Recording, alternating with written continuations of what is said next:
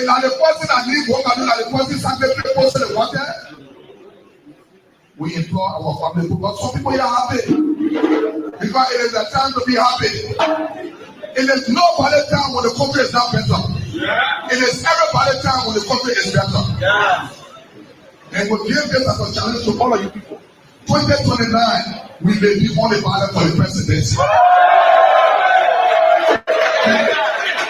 Where we will come here and say, you people will have to appoint a commissioner for sacred pay. They are educated people.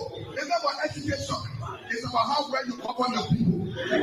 They got people that got degrees. They know nothing. The only person with 8 people that they can't achieve nothing from. Our marketeers will come to power. In every country, at least 2 million and bread out of marketeers, splitting rather, and gather for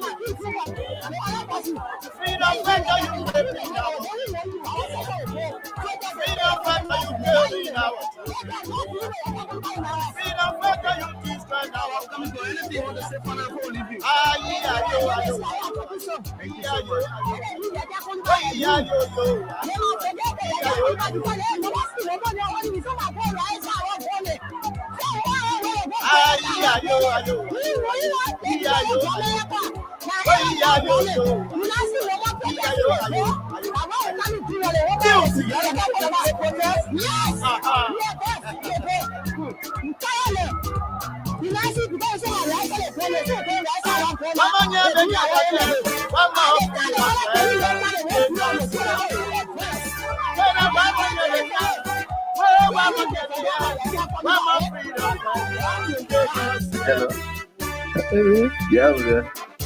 My son, you made a mistake. What's that? I heard you last time. Yeah, don't easy to do. Absolutely, after the whole election, in my corner. If you hear my preaching, you will conclude that you're right. But will you rescue as a preacher after winning? The broadcaster don't even answer my phone, don't pick me up, they don't let me down, they even have time. Oh, I don't talk because God knows why it's happening. You freedom fighter, you raping our women. Freedom. Indeed, what a great day. Wonderful opportunity it feels to be back behind these microphones to engage on the issues that matter to Liberia's growth and development. Today is Tuesday, 30th day of September, and today we bid farewell. And of course, prepare to usher in October. And of course, tomorrow is October 1, and the birthday of my late man. When they welcome me, they say they were liberator. But when they Again, I want to say happy pre-birthday to my son, when they came, and of course to all of the others what kind of celebrating on tomorrow, October 1. what kind of people is so? It is seemingly a kind of national holiday. It is a day where a lot of great people are born, Killing up especially in the context of Liberia. freedom fighter, you. The greatest son to walk the face of Liberia Ah, was born on that day. yeah, ayo, ayo, ayo. Oh, yeah, yo. His Excellency former President George Manuel Weah Ayo. celebrates tomorrow. Ah, yeah, ayo. Yeah, ayo. Oh, yeah, yo. Ayo. Yeah, ayo. Music. So welcome folks. Pleasant good morning to all of you, just wherever you are this morning. To our friends in the diaspora, welcome. It's good to have you join us today. We are good. Our Facebook Live is up and running. Share the live as much as you can. Continue to drop your reactions and feedback to some of the topical issues making the news in. This is Liberia for all of us. And so the president returns after almost a month away from the country for nothing justifiable for all the period he spent there. The president left this country on the 8th of September and he's returning on the 30th. That's according to a circular from the Ministry of Information, Culture Affairs and Tourism. And they have been going around mobilizing and recruiting people to go and receive the president and take him for a prayer service. So what are they praying over the president for?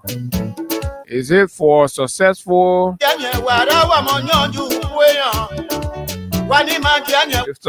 change of his battery? So they're excited and want to give glory to God that the president went to and successfully changed his battery. And there's a new battery in the old man. You remember the time Prince Justin told us that he implanted a battery? That's about 2-3 years. So it's like the last span of the old man battery can go 3 years. So this was a major operation. And they have changed the old man's battery. Oh, but what we'll say now? Because the folks say we go do prayer service. We go tell God thank you for the president after a successful completion. Pretty much tell us. But any which way, folks, what you have to know is that the president is expected back in the country today. And so we like to say, Mr. President, welcome back. But there are too many things here, Mr. President, that you need to have conversation. We need to have conversation with you about. Mr. President, yesterday we commenced a conversations about the Ministry of Mines and Energy, and we're committed to continuing from exactly where we stopped with a lot of fresh details, particularly with focus on the Department of Mines, allegations of corruption, illicit transactions, illegal dealings, and of course circumventing national government taxes or revenue for the personal benefit of elements within the Department of Mines and Energy at the Ministry of Mines and Energy. Assistant Minister Carlos Tingbe Addison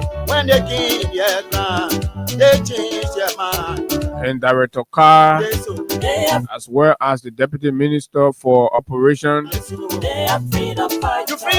hence, are all in the web, Mr. President. Mr. President, today we'll be displaying videos and photos of some of the horrible reports we are getting from in the field, from agents, mining agents who feel marginalized, sidelined in favor of relatives and family members who are illegally and illegitimately deployed in mining districts across the country under clandestine arrangements whereby the different heads at the Department of Mines will collect monthly kickbacks from illegal Chinese and other foreign miners deployed in our butches, unregulated and of course unsupervised.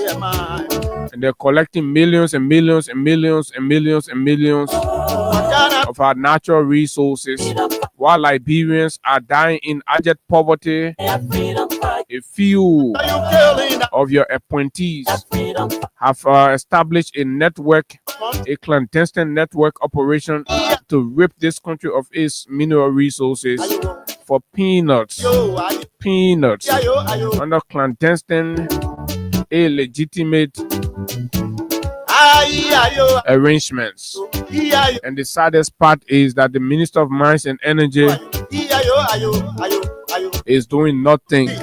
He is saying nothing. He's aware of most of these things, but he is saying nothing, raising serious concern as to whether Minister Pay is not a co-conspirator in all of these as they continue to happen unabated. Remember, Minister Pay is embarked on a gigantic construction in the Samukatan area there. We are told he has commenced the construction of a massive school project. Nobody knows where the money is coming from. And some other projects are also ongoing in Minister Pay's name. It is even alleged that Minister Pay have also managed to secure for himself some apartment complex in Ghana. And all of these things are in the air amidst the disturbing report of illegal mining activities and of course the facilitation of illegitimate mining operations across the country. Mr. President, good morning and welcome. Welcome back to Liberia.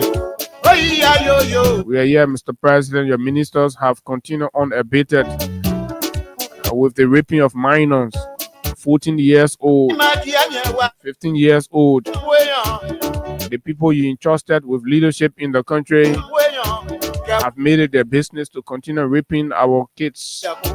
Mr. President, since you left the country, Bill Magejun collect one 14-year-old and knock Magaho allegedly. We ain't finished talking Bill Magejun on Google yet, Mr. President. Another contractor from the Ministry of Agriculture also grabbed another 14-year-old in District 14 area. 14-year-old in District 14. Pour in a room, put a music sound way up, Mr. President. It's important we tell you these things, Mr. President. Liberians' mothers are crying. The children now are no longer safe in the streets. The ministers are after all the 14 and 13 years old children, Mr. President, but welcome back.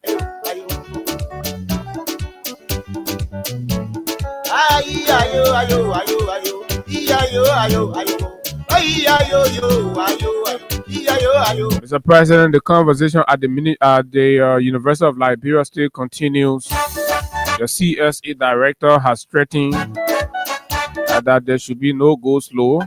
We don't know on what basis,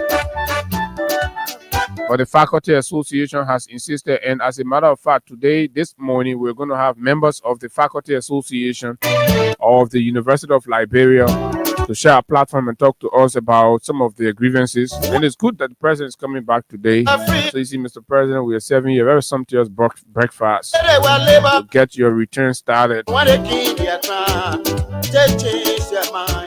When Oh yes, this is the Freedom Money Rise on Freedom 87.9. These plus other issues making the news in Liberia. How about the Chief Justice? Freedom fighter, you killing our His Honor Yami Kukwik Bese. freedom fighter, you destroy now. Admittance to the both of you clearly violating the code of conduct and openly being nepotistic about the appointments at the judiciary level, undermining the independence and the integrity of our court system. Mr. President, these are all of the issues right before you and too many more.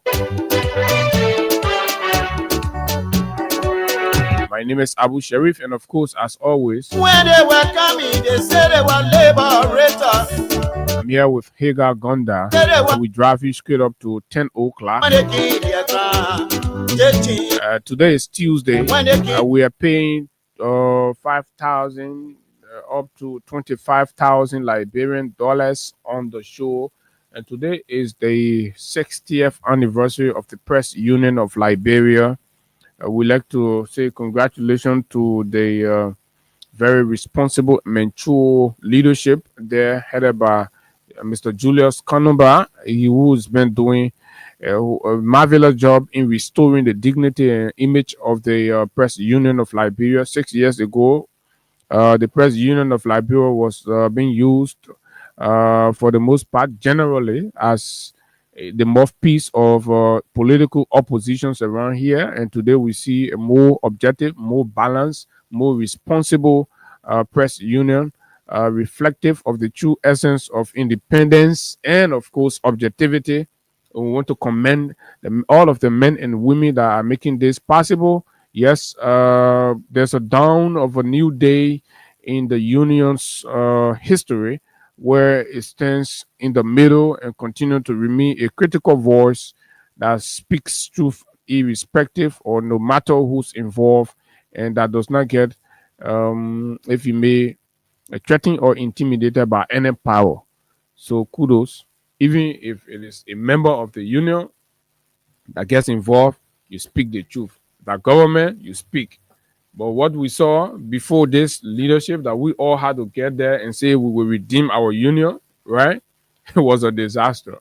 And we enjoy how we flushed all of them out. All of those that were associated with desecrating the reputation and integrity of the Press Union of Liberia, we flush all of them out so they can go and do their politics. And graciously, all of them actively doing their politics. The other person that, the other party, the other person that, the other. So everybody go do their party thing, you'll leave our union.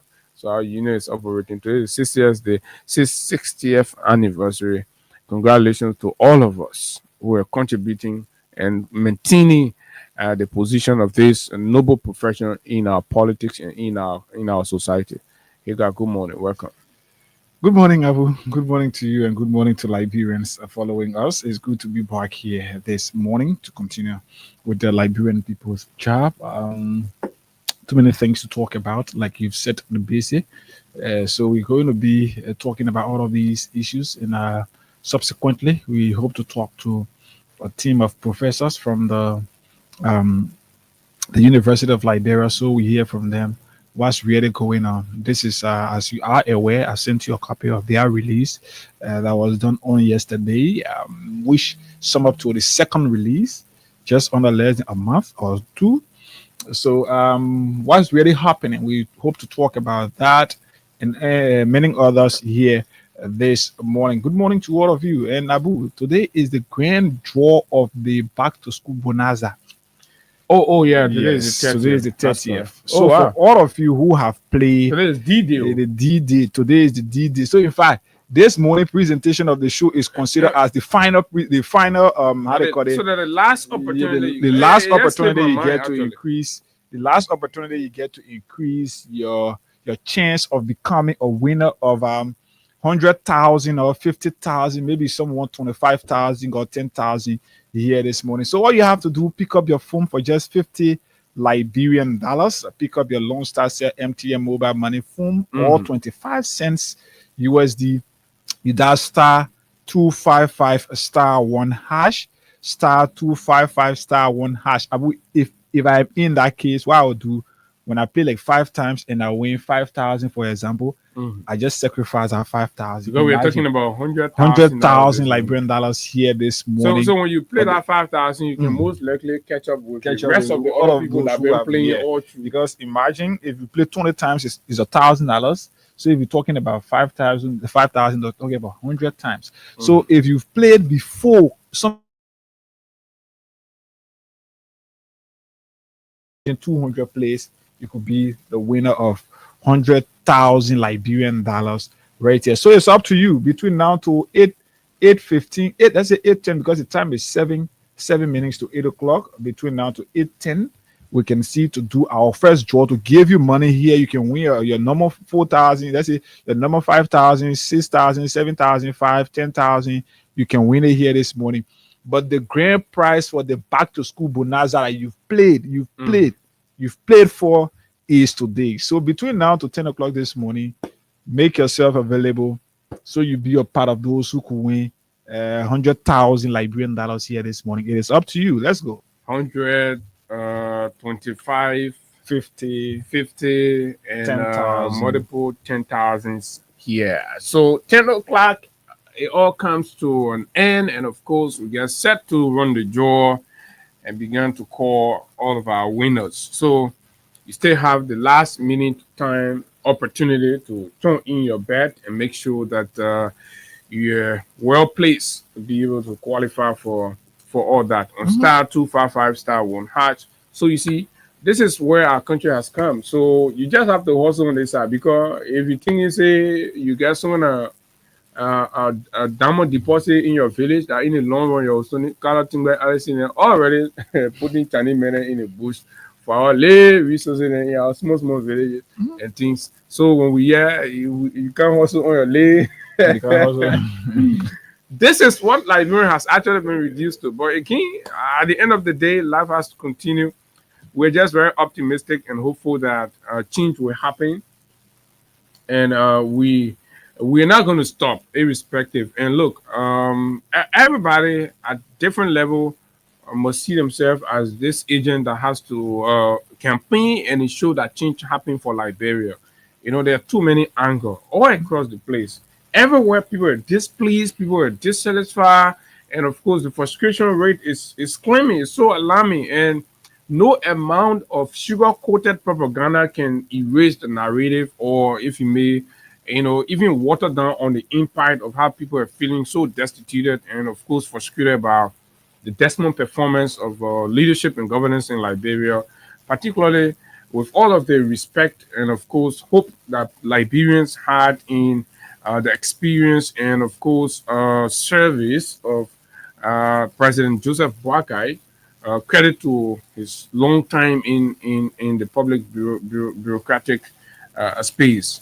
Unfortunately, all of these are turning out to be another round of disappointment. So every time Liberians go to elections, they make a decision, they come out thinking that the most basic issues are going to be addressed. Unfortunately, we go sometimes 10 steps back, if you may, sometimes even 20 steps back.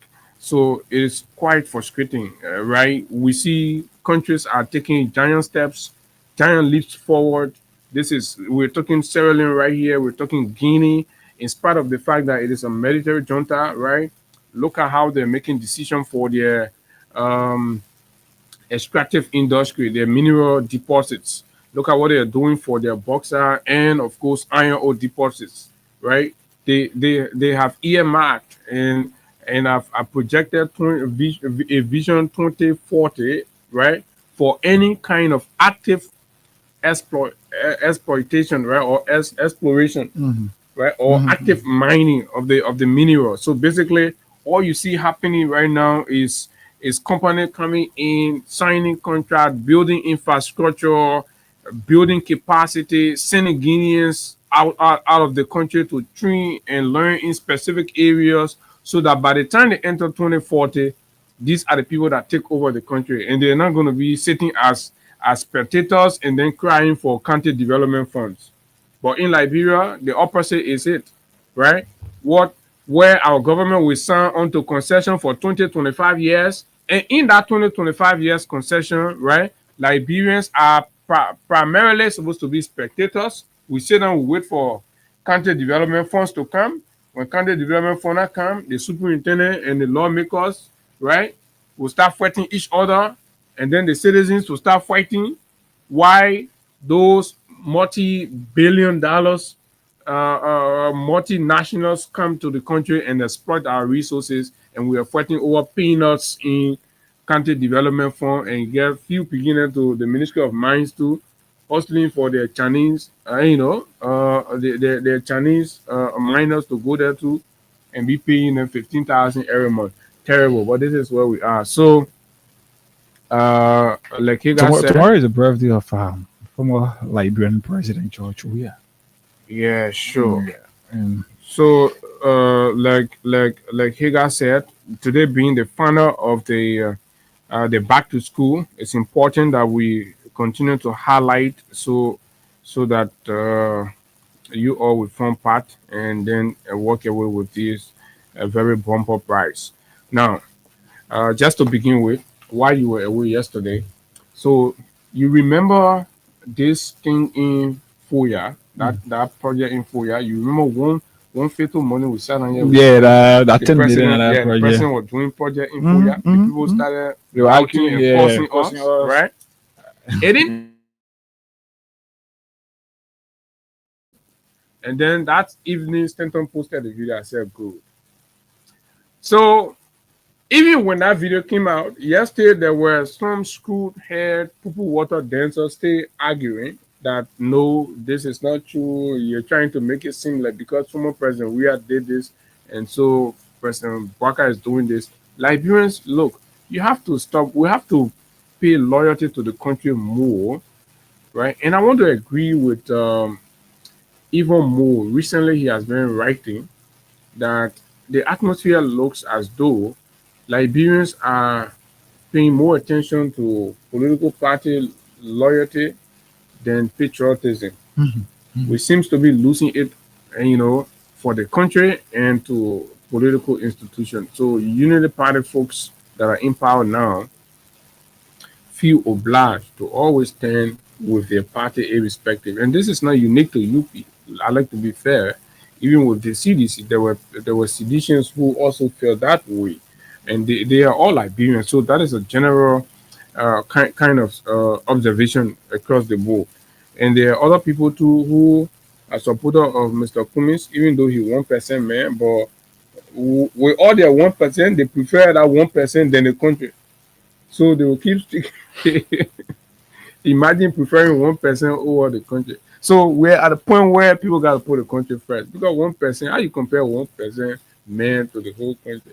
You won't be loyal to 1% man more than the country. Anyway, Cummings out, man. But the man who kiss by is horrible. So sometimes you just got to use it to break ice, and Hey, Alex Cummings. So I hear the man say, the man going see you, the man passing around the video. I like those moves. But is that going to help? You never. Do you think it's going to help me anyway? One reason to move from 7% to 1%. One reason why then you gotta start jogging by the goal. One reason why it's a clear one reason why I think Cummings could make more moves and maybe he's still a chance to benefit at certain level. To come back to 7%. No, he could step up because the fact is, people believe we've tried the CDC. We've tried Bwaka or the Unity Party again. So maybe let's give another opportunity, especially this time to Alexander Cummings. Because he's so far going to be a neutral. So that's the attraction. No. Not just jump say, look, I know I've heard that narrative a lot, right? What people think like, oh, we try, and there's some other. Let me say this to you, right? Liberians' decision making is based on try and error. Let me try the person. Let me try and see. So many of them don't go into something because of the belief that this person is able to. If you say try and error, what do you mean? Try and error. Let's talk. Always put in a political context in a sense that others believe, let's take for example, in the case of the CDC, others believe that George Weah and his government did their best in developing somehow in developing the country. Now, others believe that no, we did not elect him to develop the country. We elected him to ensure that the price of basic commodities on the market Very important. Okay, so now that he did not meet up that expectation, what the thing is, we can give him another chance. What can we do now? We've tried him already. Let's try another person. So when we try the other person, the person make the error, we remove them, we try another person. So once you continue to try, and whenever you try the person that make error, you remove them. You can't correct their error, but you remove them and put another person on the person try. So throughout, we are just on try and error. Yeah, you may be right, but I don't think I agree entirely. Here's why, right? Because if that trial and error thing was anything to go, I think what primarily stands out for Liberian political decision making is there are key factors, right? Personality counts, right? Personality counts, and of course, knowledge of the person. I mean, it all boils down to the personality, and then you have the tribal and original, backings that it comes with. So, for the most part, if you have that insurmountable personality where you know there's a tag, like you see Ellen, right? Ellen came from a background of advocacy and neo, and then the women sentiment also played. So these things were factors that woo a lot of Liberians to Ellen, and of course, our international credentials and all these things that people believe that, of course, Ellen, as much as they went for her and twice, right? Then everything proved that whole experiment was terrible, was disastrous, was taking the country nowhere, and people were just enriching themselves and all of that. So they opted for the celebrity status of Mr. Weah, which stood out, right, as his biggest attraction among Liberian electorates. The fact that he already had a history and a record of attraction from the football field, right, and in representing the country at that level, global and all of that. So he has something that woo Liberians to him, right? So that was a political capital for Mr. Weah. So everywhere Liberians love him, inside, outside, Liberians love him. So he could step on that. His political movement could step on that, right, as a basis to springboard into the political arena and make a case. They did that, but mind you, when they left the United Party, they left because they were disappointed and felt that the United Party failed the country and failed the Liberian people and failed its own purpose. So they changed, right? But then when they changed and brought Weah, right, they had all of their new grievances and things and felt that Mr. Weah was not addressing them. And so what did they do? If they're doing try and error, holding all factor constant, they tried the United Party twice, right? And the earth, so they needed to try Weah, which they did. There was no reason going back to either of the two anymore, right? They should not have gone back to United Party. They should have considered then Cummings or any other person in the race. But it's about viability. Were there any people viable in the race compared to the two? Are there still any viable options for the Liberian people to pick between, considering the political culture and the basis on which decisions are made? I think no. It still remains United Party and the CDC. And I believe it's going to come down to United Party and the CDC, right? All Cummings can do is to try to develop himself into a formidable and, helping verb. I mean, so you joined the United Party chairman. I'm so say the United Party chairman is to develop himself into a formidable helping verb. Even that is challenged because look, don't take these things for granted. These regular opinion polling that happening around here, social media polling, radio polling, and all of that, of all of everything, right? The likes of Musa Belete are whipping Cummings in opinion polls today. You're right. The like of even Sir Joseph, is whipping Alexander Cummings in. This is a clear-cut disapproval. This makes you find something else to be doing and forget about politics. right? The marketing is poor, the PR is poor, everything is disastrous about Mr. Kumis. And I know I got some very beautiful friends there. So it will have to be a whole remaking until they're able to do that. But it's going to be difficult because people like Mariah are always going to be there, right? And what did they do 2023? They performed dismally, terribly, in spite of whatever they try to do. But when the analysis come to what did they do with Alexander Kumi marketing, they poorly marketed him, and today he looks like a goose that nobody wants to go for in the politics of Liberia. So I think it's going to be a giant waste of time. But let's see, maybe they have a whole new way to do it. Imagine, even as it is, as they're trying to build from the back, right?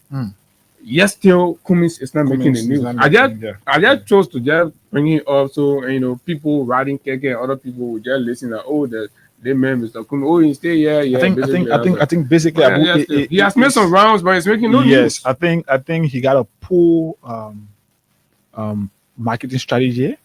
And in fact, his team of public relation officers are also poorly handling his efforts. Even Sir Joseph, political parties chairman, makes more news than Kumis. Yeah, you're right. Can you imagine? You're right. So, more news than Kumis. When he makes appearance, I see it in headlines, I see it there, and it's been discussed. But this man was just in Battery Factory the other day. Another day he went to Niku Town. Imagine Niku Town, right? The man went to Niku Town. Yes, still. I know a lot of you just hearing it for the first time that Kumi was recently in Niku Town, less than a week or less than 2 weeks. Yes, in Niku Town, but nobody knows. Right here on Brodsky, nobody knows that Kumi was ever in Niku Town. How is that man going to be sellable? But it's a long haul. I wish them all of the best. Anyway, so project, right? So Eddie raised it yesterday, and for the first time, they anybody from the government of Liberia spoke to it, and unfortunately, it was it was this speaking from Mika Daniel Sanders. So the labor sounded so clueless, disconnected, and we've said this, right? So, and from the very get-go here, I think Austin will remember. As soon as the setup was announced, the PR setup for the government was announced, I knew we were headed for disaster. And every time it continued to manifest that these are you are putting square pegs in round holes, right? When you use people like Daniel Sano then to speak for the government, they have no professional clue. They do not have any contextual understanding of what public relations is. And of course, because you get them there because they are loose talkers. And of course, he was being used as a forcing machine for Yomli Kanga Lawrence all through her political struggle. He's been this loose kid that's always there insulting people on Yomli's behalf. But he's my friend though, right? So the kid came out yesterday and said that guessing that it is an MRU project. Yeah, it's an MRU project. His understanding, he was not speaking from fact. No, he was not speaking, not fact-based, opinionating about that. Is in terms of the government communication and all that. You have one other link here to the president's office every day making errors and terribly performing. And the thing we are looking for friendship from them. So yeah, all of you, So he did that, and everybody was like, wow, are you kidding me? This man is supposed to be, abreast or up to speed with information, particularly that has to do with the government and all that. So the man said, per his understanding, it is an MRU project, and the region MRU has selected that place because of the ideal nature of the area, connecting Guinea, Sierra Leone, and Liberia. But mind you, MRU build bridge over there to transport to transport drugs in the country. They say that MRU project. And mind you, right? The MRU today is beyond the 3 countries, right? So if you try to make it like, the MRU is not only limited to 3 countries, right? Africa is also part. Have you also excluded Africa from the MRU conversation? It's Daniel Sanders, right?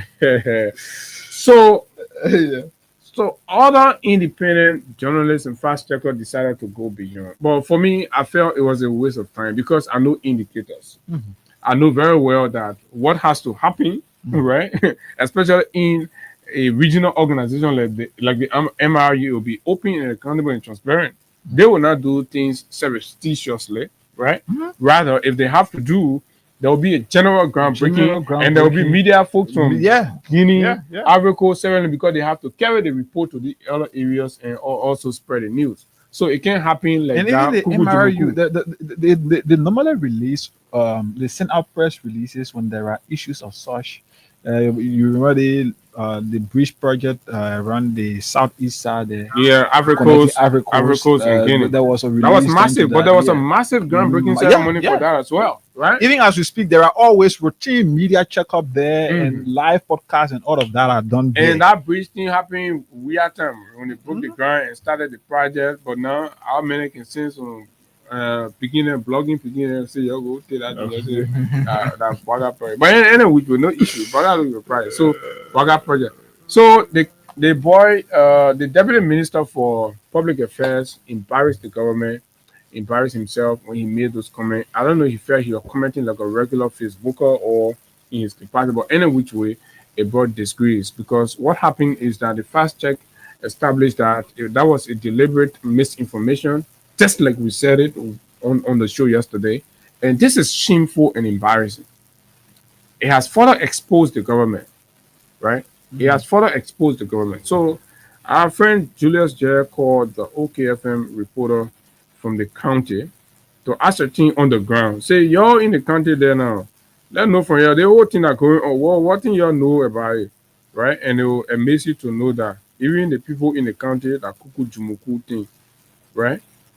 The place is heavily protected and nobody can go there until you show your ID card that you're in the government. MRU project. But for the issue of presidential pillar or presidential palace in Foya, was something that was circulating here as a rumor, but officially the county administration through the office of the Lofa County Development Superintendent did not one day disclose to the people of Lofa that such project is being undertaking or embark on in Foya. And again, let me just take it back. So no, just hold on to that. So basically, Liberians.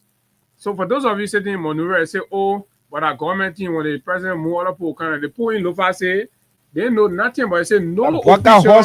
Say no official in the country one day and I made mistake and tell them say, oh, the president being something else. But there is a project, right? The regional university project. That one they ain't even started yet, right? Just to do the clearing of the land. They put it on all the local radio in Lofa. But the other one, while you're sitting in Monrovia, you say, oh, that presidential project, it will go after and every other president. They say, we that yell, we even know the play. We know the community in, but when we're passing there, the security book can tell us, say, go back. When we're passing there, say, go back. Nobody not supposed to say, oh, but what are you doing there? Say, no. Kuku Jumuku. So this is how they are doing it. In order for you to go there, you got to show your ID card. Right? Folks, this is it. You can't do that to the country.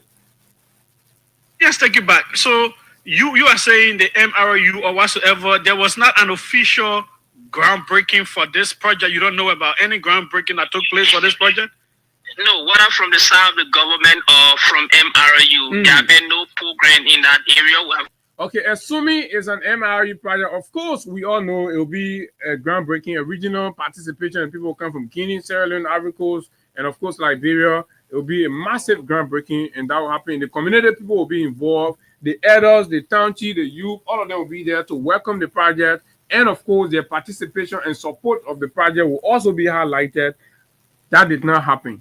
On the government side, assuming it's a presidential project, right? Even on the government side, now one day, now one township you can call in that town, what they ever call, they say, oh, Township Flomogu, we're having groundbreaking ceremony here. The government coming bring massive project. Blah blah blah. So Abu, the question here is if this is an MRU project as being alleged by the deputy minister, right? Why is it that there are more police presence and officers or presence of state security? Even EPS. Yes. So why is it that there are more presence of state security personnel at the Foya project, then the one that is linking the bridge that is linking Ivory Coast and Liberia. Because Abu, if you look at these two projects, West Africa, West yeah. African So if you look at Where- these, where if you look at these two projects, the one linking the bridge linking Liberia and Ivory Coast is more vulnerable. Mhm. The materials are out. No Open no where police state go there. security are supposed to be protecting no other, police go even there, more than and private even more than security. the one that is in Foya. They hire the private security from Ghana. Imagine Ghana private security. Well, and you know, small kick dog and million run away. That I want money that be about project, plenty of money project, and you know on that side. For this side, that EPS, Police and Executive Protection Service. Even I'm told AFL personnel are there as well. I say all in the bush, you just deploy the men. As soon as you want party out of the hunting, you say they grab you. No, go back. Nobody can count on this side. Program in that area. We have contacted several of our media colleagues, and even myself have been to Foya. But that project site is somehow barricaded, even except from top county officials that normally are allowed to even go in around there. It's somewhere around Shell where the Ebola, treatment used to be done. In Foya there, so no one is even allowed to go there except maybe top officials from the local county, administration. So even you in the media have not gone to the project, have not gone closer to it at all. No. No one is allowed to even go closer. Even people who have been allowed to go there, they were advised not to use. From people who have been there, come up, and I'm seeing photo of that place, of that area for people. So who builds a presidential project, a presidential villa in secret like that, to a point where it go to all that barricades? So I mean, Liberians, this is the fact now. Those of you that doubted and said, "Oh, I wouldn't lying, people are lying." All we have asked the government, Mr. President, you are the president. You make decision on our resources, right? That's why the budget is the president's budget. The budget is tailored to suit your vision and, of course, what you aspire for Liberia. But, Mr. President, how do you, right, execute $10 million or more in the Foya forest without any evidence, right, of open bidding as required by the PPCC? Yesterday, I saw the PPCC was celebrating its 20th anniversary, and I'm like, we need to talk about that anyway, right? So, and this is where we are, Mr. President. And nobody, not even in the county, know that you are carrying out such a massive project. And then you made a decision, you took a decision to put a presidential villa in the bush where even the road to go there are not paved, right? What sense does it make? And we are spending $10 million from a poor country like this. You see, Mr. President, these folks around you always use these kind of things to steal. Right, I'm told your friend is the engineer for the project. Yeah, right, and you are pretty much telling me these small bungalows that they are putting in that booth for $10 million. Does it make sense to you? Right, $10 million, $10 freaking million. How is it so easy to steal from Liberia that nobody feels afraid to steal, and people just put a money tag, and and say that is it. They're just going to discuss it like women people say. They're going to discuss it for 1 day, 2 days, and that's it. So you can do whatever you want to do. This is absolutely unacceptable. But again, the facts are out. We as Exonerated Liberian people, it's in your hand. It's your charge. Take it, use it, right? Do whatever you can. But this information is for you, right? If you can justify it, fine. That's okay for you. But there are people comfortable with being poor. There are people comfortable that they only came to the warrior to be living, and then when B-Day come in, they go pie around, they bake other people, and then they have a fun time. They go back to square one. Then they pie around when school fee time come in, they pie around again. And there are people okay with that in this country, and that's why these kinds of things don't move them. It don't move them when somebody tell you that this quantum of stealing is happening in your country. It don't move you because the fact is, Abu, they don't know what the impact of that amount could be like on their life when it's invested into government or I should say citizens driven projects. You don't know. Schools are reopening and in fact have schools, of course, yes, but there are government schools in this country that lacks even chalkboard. There are government schools that like chalkboard or even desk. Even roofs down there. But all of these things are happening in our country. But yet, 10 million United States dollars of our state resources is being used on projects that even the government itself can tell us, because when the information ministry speak, they are speaking as the public relation officer of the government, the direct spokesperson of the government or institution of the government that is responsible to speak on critical issues. Even the Ministry of Information can't tell us what the project being undertaken in FOIA, what it is for. And the deputy minister, they're guessing. So they go lie on MRI. Daniel went and lie on. I don't know what is going to happen because this is disgraceful for the government. And I think something is going to happen. Something should happen, but nothing will happen actually. Daniel is the beginning that can be causing. Nobody is prepared to. If the Chief Justice still seated over there, then what more can happen in the country? Nobody is prepared to just go ahead and destroy themselves like Daniel is. So yes, today we are fast moving. Like we said, today is the back to school draw, and you have the opportunity this morning to be a part of it. Increase your opportunity, increase your chance of being somebody to walk away with cash prize this morning, and also 100,000 Liberian dollars between Liberia. When we come back, we go straight to the Ministry of Mines and Energy, because remember we have the offer folks right in the corner, and they too will be here. So if you see crime, report it. Don't take law in your hands, all the right authority. They can't take your law in. Crime Stopper here for us, bringing safety to your door. Whether you rich or you poor, if you see a human talking, I mean you check. Do it for your safety. If you see it, don't keep it. I'm a part of report it. Crime Stopper, the people bringing safety to your door. Crime Stopper, stopping crime and making peace for them before. Crime Stopper Liberia, from the center to interior. Crime Stopper, keeping us safe, the stopping crime for all of us. Crime Stopper, the people bringing safety to your door. Crime Stopper, stopping crime and making peace for them before. Crime Stopper Liberia, from the center to interior. Crime Stopper, keeping us safe, the stopping crime for all of us. Crime Stopper Liberia is here for you. Remember, from your own self-owned self-sign.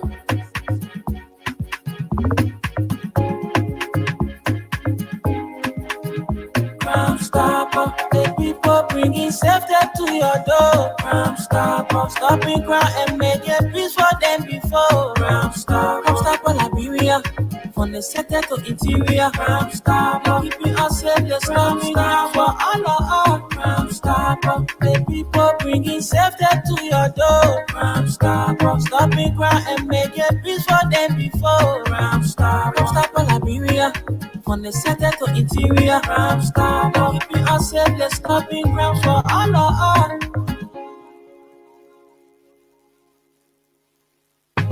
You can see, so if you see crime, report it. Don't take law in your hands, all the right authority. They can't take your law in. Crime Stopper here for us, bringing safety to your door. Whether you rich or you poor, if you see a human talking, I mean you check. Do it for your safety. If you see it, don't keep it. I'm a part of report it. Crime Stopper, the people bringing safety to your door. Crime Stopper, stopping crime and making peace for them before. Crime Stopper Liberia, from the center to interior. Crime Stopper, keeping us safe, the stopping crime for all of us. Crime Stopper, the people bringing safety to your door. Crime Stopper, stopping crime and making peace for them before. Crime Stopper Liberia, from the center to interior. Crime Stopper, keeping us safe, the stopping crime for all of us. Crime Stopper Liberia. Okay, Crime Stopper Liberia. Let's hold that one there and bring it down, folks. So, welcome back, and many thanks to all of you, our followers, our fans, the pimping riders, the motorcyclists, the SACAP, and all of you marginalized. And that's our base. For us, we go for the voiceless, those people who do not have voice in the society, who are struggling, their sectors are being attacked, and nobody's there to talk for them. Please come to us. We've sacrificed, and that's what we got to keep working together. And that's what we are now on a campaign on behalf of the Association of Mining Agent, aggrieved mining agents across the country, right? Who are now being coerced and compelled, in fact, in order for them to get their licenses or their assignments, they have to pay. There are instances where some are even extorted, up to $9,000 you have to pay before you get your approval to go and take assignment. You have to pay $3,000, and there are even conflict. There's a guy, one James, somewhere, in the southeast area there, right, where one of them. So we have on the screen. Shortly, we're going to have on the screen. Okay. Okay. So exactly. So we're gonna have on the screen for those of you watching, right? These are random photos from different illegal mining sites across the country and in our butcher. See the Liasim witness is across the river, right? And you will see these, right? Let's be flipping here. So you see in that picture, there's a Chinese man, right? And you see the kind of machine they're using. You see the environment, and there's a police officer down there. Hey, guy, you see that police officer, right? Nobody know how he gets assigned there. He care less about the legality of the environment, but under an arrangement where he to protect those, so that when the agents, the legitimate agents of the ministry go there to enforce, government regulations, right? These police people will intimidate and provide protection for these illegal miners. At the end of the day, right, these miners have a list. They have a list of top government officials from the security sector and, of course, the Ministry of Mining and Energy, right, that regularly collect kickbacks, allegedly, right? So these folks are there. Clearly, they're illegal, and that's why they're not developing. You see how the place is looking? If it was a legal operation, it will not be looking like this, right, Hagar? You see, they care less. These are dredges, illegal dredges. They pull it on the rivers, right? They dig all over our places. You see the forest. This is deep in the forest. Deep in the forest, they will go there because they have machines. The Chinese people, they are very sophisticated, so they have machines. They will come in your county, right? They will just run it. Sometimes they'll put a drone in the air and will do a whole sampling of the environment and tell them where minerals are and blah blah. We do not have the capacity to know these things. Then even the guys who are appointed or working at the ministry, they themselves do not even know, right? So the guys will come to Monrovia and strike illegal deals behind the scene with these agents at the Department of Mines, right?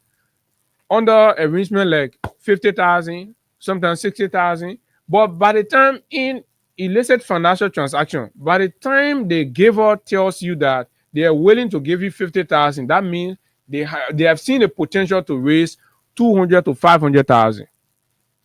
There is the potential to get 200 to 500,000. That's why he is willing to give you 50,000, and you see that as a big money, but you are robbing the country. You're robbing the future, right? And these things, they're equally polluting our river, polluting our environments. So most times down the village, you are there, but there's a heavy illegal mining activity going on, unregulated. So chemicals that are not supposed to be used, right, are used there. because the people already bribing and they want to get their money. So they're doing all they can. They will apply this chemical. There's some banned chemicals. They will apply them, and these waters will go down. They're affecting the agriculture. They're affecting the livelihood. They're affecting and polluting the rivers in and across our villages and towns. So you enter some villages, you're seeing the human beings, you're seeing their body, you're seeing them looking. You know they appear sickly, but you're wondering what is going on. These are some of because they don't have safe drinking water. Safe drinking water. These activities, and they themselves don't know what is going on. Let's go to the next. In fact, some of them could be working with these companies, but because they don't understand the health implication of what these operations are causing on their lives, so they just work because they feel like they are getting their lives, their health condition is being threatened by the illegal operation that is being carried out. So we told you that we're going to show you the videos, we're going to show you the pictures. So what what's on the screen now that we're showing is from the Dubai mining district in Sano. Those of you from Sano will know exactly. You see, in this whole mining operation at the Ministry of Mines, I am told that the southeast, you see Sano, Grand Crew, these are the heartbeat. These are the top areas, right? There where people pay a lot of money. So the Dubai mining district in Sano, where a Chinese man called Marker is mining illegally. So this is Marker's illegal mining site in Dubai mining district in Sano County. And according to allegations and of course information that we've gathered, it is alleged that Carlos Tingba Edison, Awel Carr, and Williams Hens, all officials of the Department of Mines at the Ministry of Mines and Energy, right?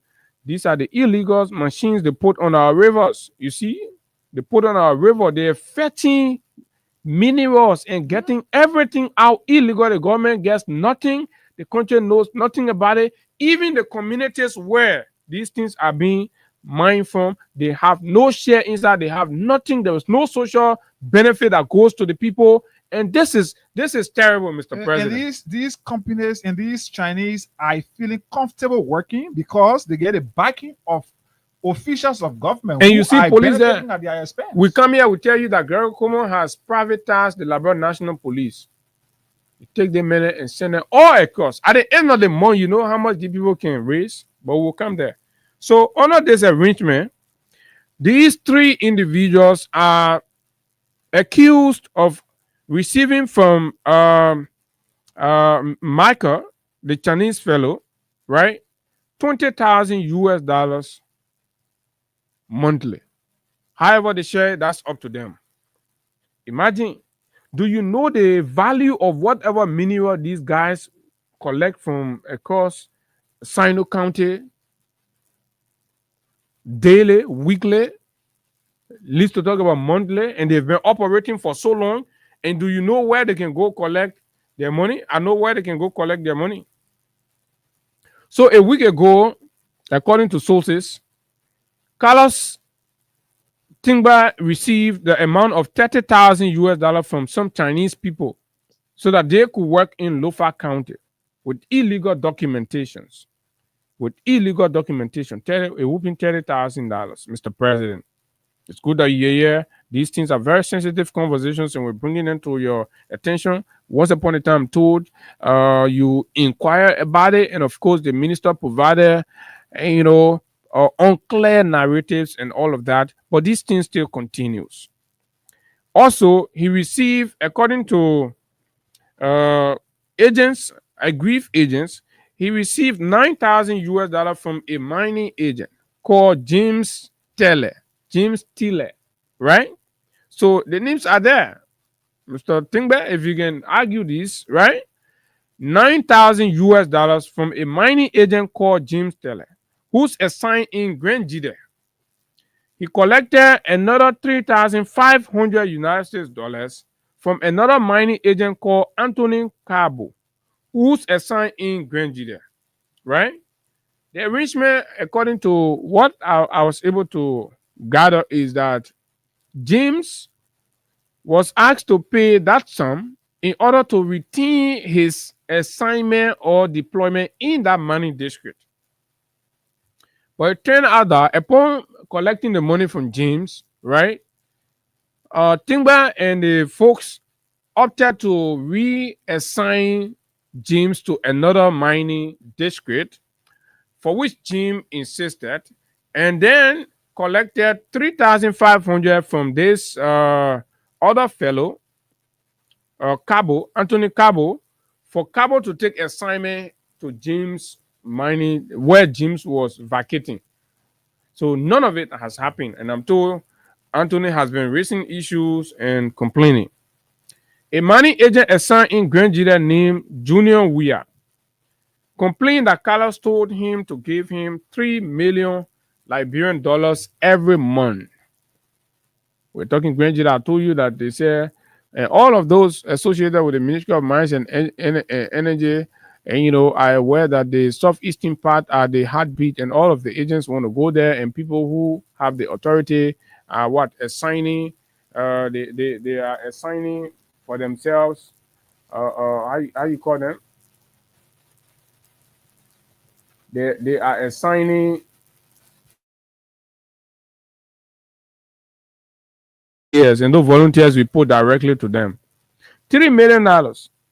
So if individuals are able to assign people to these places and illegally they can generate, and there's the capacity to generate $3 million Liberian dollars that comes in one or two officials' pocket directly monthly, what happens if we can take a patriotic stance and approach to ensure that these monies come to national government, right? And then national government will utilize this money to intervene into the social services or basic needs of the Liberian people across these different mining districts. But go to these places and see people living in abject poverty. And you have few folks sitting in Monrovia because they have one green presidential letter and they're abusing the letter and the privilege. And of course, they are exploiting from our Liberian people. But again, who has the appointing authority is the president. And that's why we're placing these conversations before the president, right? $1 million. $3 million every month if he wants to stay on his assignment. That is to say, if you want to stay on that assignment, because the assignment is very lucrative, so you got to agree that you give us $3 million Liberian dollars every month. Then you stay there. Then we will not change you. So about 54,000 USD. Yeah, every month. Imagine. So the boys are milking. So Minister Pay is in the know, according to my sources, of everything that's ongoing. Minister Pay, William Hens used to be at the ministry during the Ellen era, left from here, went to Italy also, where he's married, and then William Pay took over the place. The Deputy Minister for Operation is aware. Fasev Morba, Carlos Tingba Edison, and Idora Blay Pichat has damaged the entire ministry. These are the folks that are associated and tied to this 3 million request that's coming from the southeast and in Grand Jira, to be particular, directly. So that's around, if you do the conversion, that's around $20,000 monthly, just from one mining district. Just from one mining district, folks. And the people sit down in Monrovia, as soon as you thought women pay will wear fun thing. The guys are so crafty, Abu. If you look at this picture, you will see that this is the center of the forest. Center, oh yeah. So they will live far from the town or village and move into the forest. Then they go in the forest, brush around. That's how you see them. Look at where they are. Look at the machine operating. The machine is sitting there. So you're in the town, you don't even know what's going on because you're not hear the sound. They will just carry the heavy machines and put them there, and then you see the one that filtering machine, they will filter whether that gold, they will take it off, whether that the other thing, any mineral for that matter. Any mineral for that matter, they will take it, they will collect it, put in the bed, they carry out. So while we are sitting in Monrovia, fighting each other, right, burning each other house, running beyond single mothers are selling Chinese blasts to survive in their own country, they running behind them, chasing them, police people are venting anger against these people, but the very same police people are protecting multi-million dollars illicit mining activities across the country. What does that say to you about the country? Right? How do you apply or enforce the law on poor people in Monrovia who are selling for ends meat? Right? Channing Blasses, Mr. President, on Randall Street, Macklin Street, he said they should leave. It's violating the city ordinance. Understandable, right? But then you compromise on people who are stealing millions and millions and stealing the future of the country. And then Wayman Pace says there as the Minister of Mines, clueless about anything that's happening around him, right? Right? And silent on everything in spite of all of the alarms and the concerns, and have launched no investigation, Mr. President. That is because, according to report, he's allegedly involved. Involved, of course, right?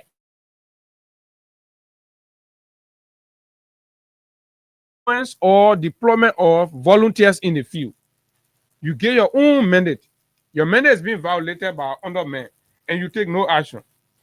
And the volunteers that are now being assigned, right, because of confidentiality and whatever, these are family relatives of the different ministers and directors, right?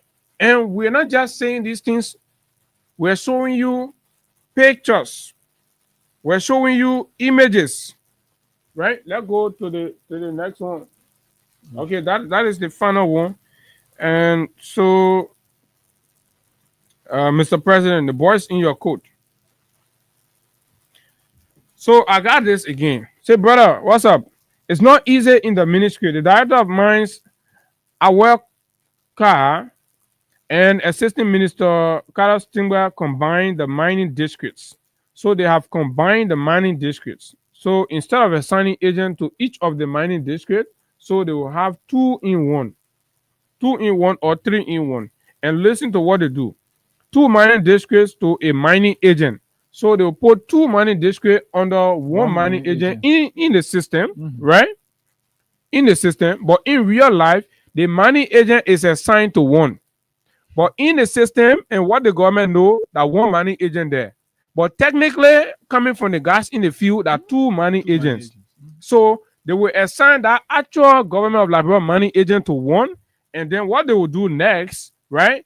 They will then assign 1 volunteer, which will most likely be a family member assigned to the other 1.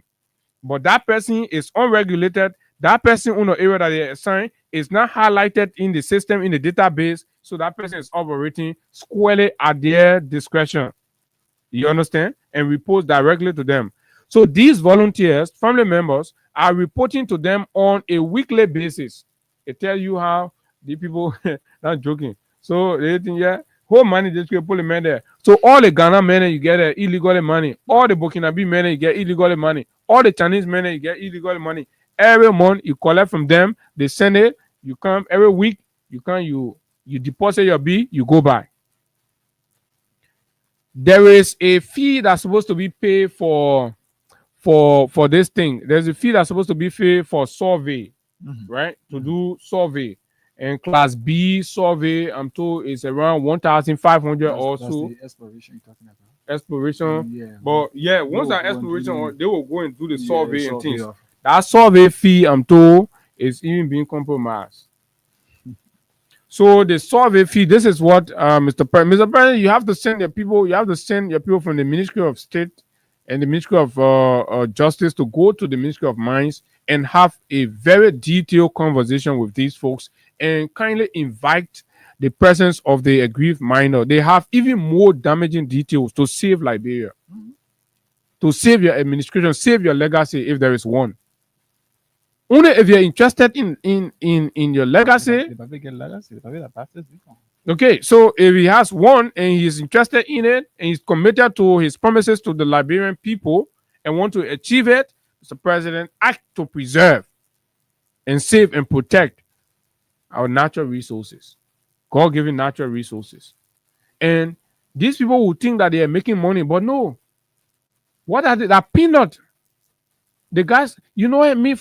You know how many Chinese people get in our booth? They will just get legends to go do some kind of survey there. You know how many Chinese? The Chinese population They're not in Monrovia. They're not in the cities. They're in the bush. They're sleeping there. They're doing everything because they see the minerals there, and they're not leaving from there. So we will keep causing loss among ourselves here, moving from CEO to the other place, blaming each other, right, hanging around for small money, while people are taking millions from the country. And then few people, young people, someone in their 30s, their 40s, are there as agents collecting chicken chin to compromise. And somebody say, oh, you got to lead a thing, oh, that young man. No. For me, I always believe that our friendship will always remain, but what we have to speak the truth, we speak the truth. And it will be up to you if you think you don't want to be my friend anymore. But being my friend, what benefit does it even have? So it's a waste of time to say, oh, you want to keep speech from me, because you know it doesn't even bother me. Once the fact has to be said, it will be said. Mr. President, finally, let me conclude this, right? This volunteer family, right, will do that. This is corruption, Mr. President. Under the watch of Minister Wilmon P., we have other mining agents that are passing around without assignment. One of them just left and all that. You have legitimate government mining agents. They will refuse to assign them, but instead they want to assign family members. Family members are volunteer, and these volunteers don't report to the government of Liberia. The volunteer report to the individual that assigned them, and of course, the surveying fees they give it to. They tell one guy, somebody is in charge. They tell the person, okay, don't make this deposit. When the survey fee come, keep them. Keep them. So what they do, they will go on and be signing and be taking money and don't want to sign. They will take money from the fellow and don't want to sign. So let's pay cash, and we come back. We continue from here and open the phone lines.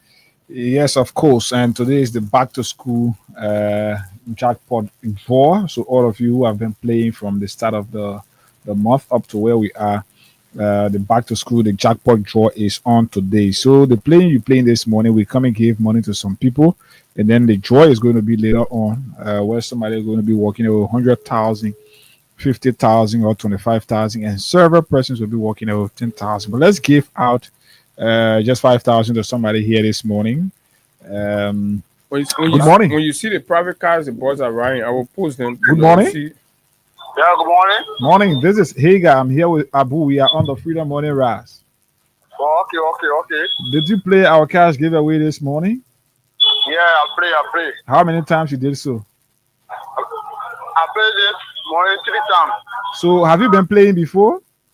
Yeah, obviously I've been playing before, and I also been winning before. Oh, okay. So today is the back to school draw. You can choose to increase your opportunity to win 100,000 this morning just by playing. Oh, okay. But check up on your phone for playing this morning. You've received 5,000 Liberian dollars. It's already on your phone. Oh, okay. Thank you. You're welcome. Okay, so you too can be like him and others. The code is *255* for just 50 Liberian dollars or 25 cents. You could be the winner of 100,000 Liberian dollars, or also win for yourself 5,000 here as instant cash prize here this morning. So Abu, too many things to talk about. Yeah, correct. So let me send you. Let's match the faces, and let's match the faces so that we know some of the people. The Liberian people know some of the people that are treating them the way they're treating them. So we have one Jojo, who is an immigration officer, and we have a friend to the Deputy Minister for Operation, Mr. Hens, and then we have his in-law as well, and then we have Mr. Hens himself. Right there, this picture is taken from Germany. The man is in Germany in the cool, enjoying himself. Why? And in fact, information is that the young man is not even in the country right now as we speak. So these are private vehicles that the guys have. See, these are private vehicles that they have. So Chinese people send them to Inagodis, right? So these are just to tell you and bring you the clearer picture of exactly what is happening, the wanton breakdown, and of course, breakdown at the Ministry of Mines and Energy Forget about the painting that's on the wall. Forget about those paintings. Those are the vehicles, the three of them. The director of mine, these are the private, not the government assigned, each of them. And in the minister's office part, we'll find a whole different day to talk about that. Almost each of the assistants in the Mr. P's office, all of them have vehicles. They got to tell how they got these vehicles. It's all products of the cartel that's working to decimate and of course illegally just take from this country while the rest of us are in abject poverty, and a few of them are mortgaging our natural resources. Sadly, the Ministry of Mines and Energy is getting rotten daily at the expense of mostly incompetence, low life, and of course unpatriotic bigots, Mr. President. And I'm told this is Jojo Tubeless, as she is affectionately called on Facebook, works at the Liberia Immigration Service, but is the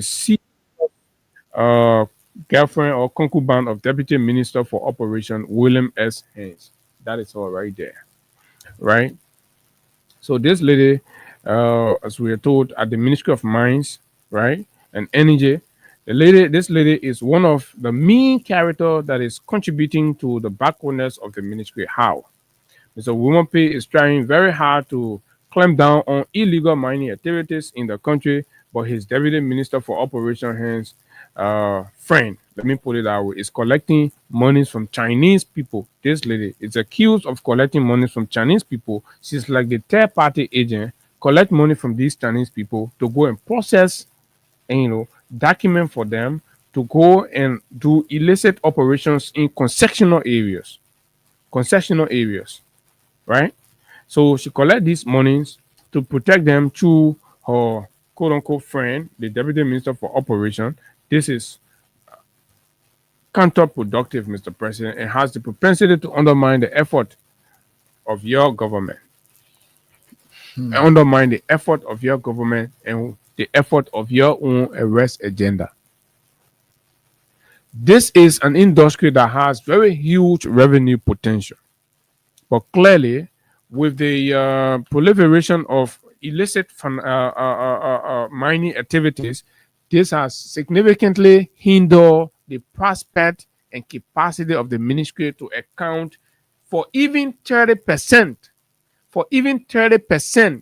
of the resources that comes out of the place on a daily basis. Bulk of the resources from the mining industry goes to clandestines, and of course, illegal operations, bypassing standing procedures and all of that, and that these things are being engineered by individuals who are paid taxpayers' money to mine these things are the most troubling and the most disturbing, right? So I have a video that I want to play, and then once we are done with that, we will hold it here, take some calls, right? Take some calls, and then move to our conversations with the guys from the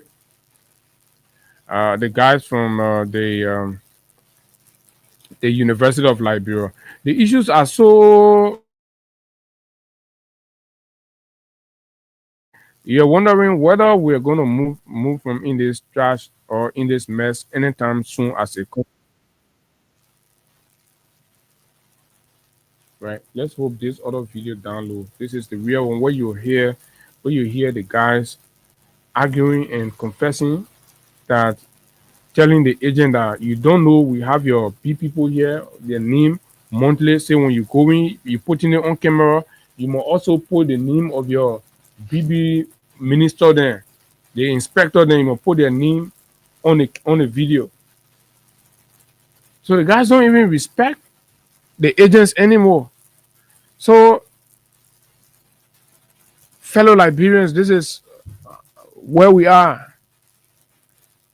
But the president goes to the United Nations and tell the people that this country will commit 3.8 billion, right? To youth, gender, and all the other programs. Where's the money going to come from if money is leaking? This very president and government and country is also pursuing. We are praying. Pastors, imam, and everybody are praying that we will secure the MCC Compact grant to help us in other areas.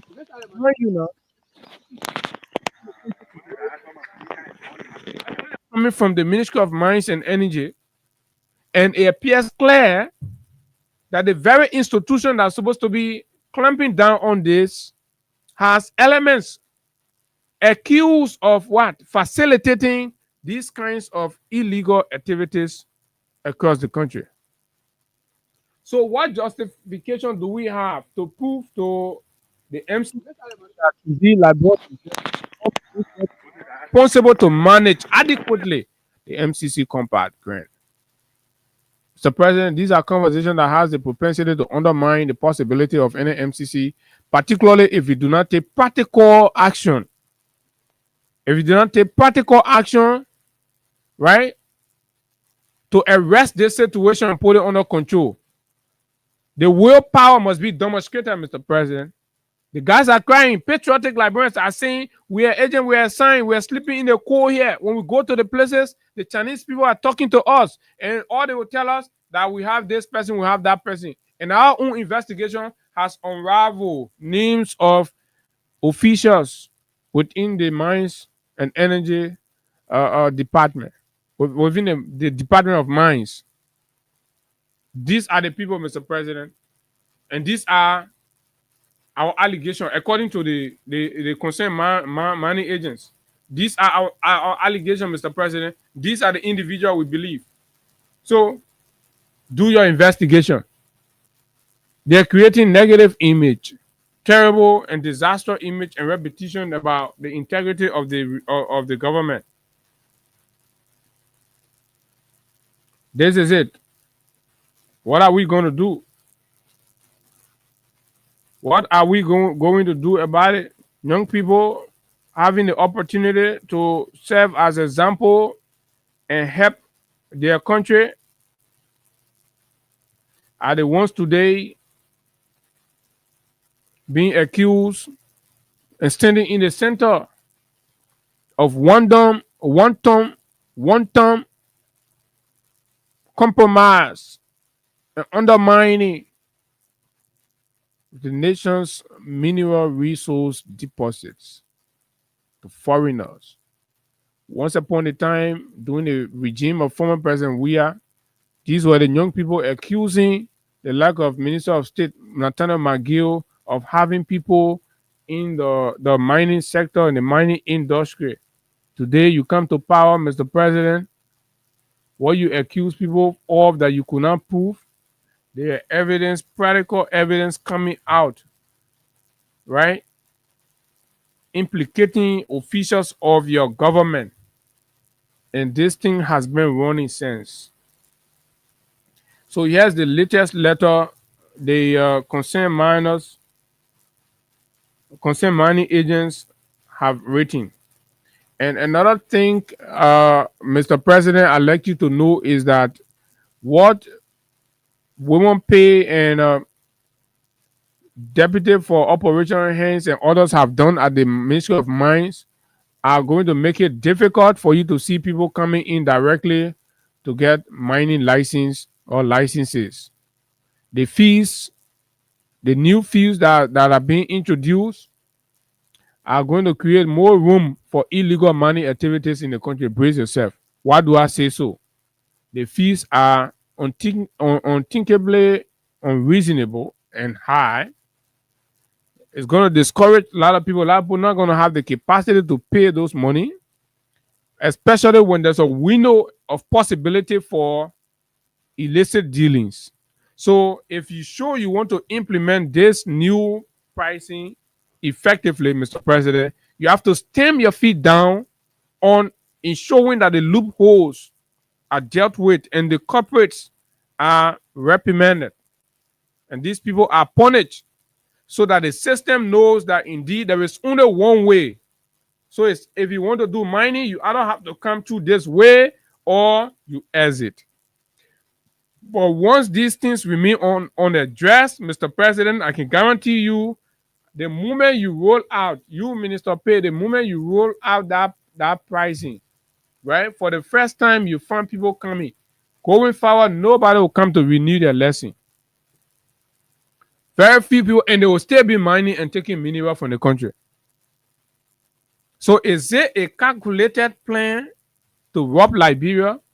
So let's increase the price so that some of the people that are acting like, they're paying the government, they'll come be paying to all through the back door. What's the essence? What informed the increment? What strategy do you have in place? What strategy do we have in place as a country to ensure enforcement, to ensure proper regulation? To ensure proper regulation, what system, what mechanism do we have in place? Because you know what, when the natural resources of this country gets robbed or gets taken away, empowering foreigners who will collect the money, and when the places are depleted, they will go back to their country. They will no longer remember that there's a country on earth called Liberia. There is no longer, they will no longer absolutely have anything to do with this country. And that's why we have to be particular about preserving and ensuring that the natural resources of this country benefit the citizens.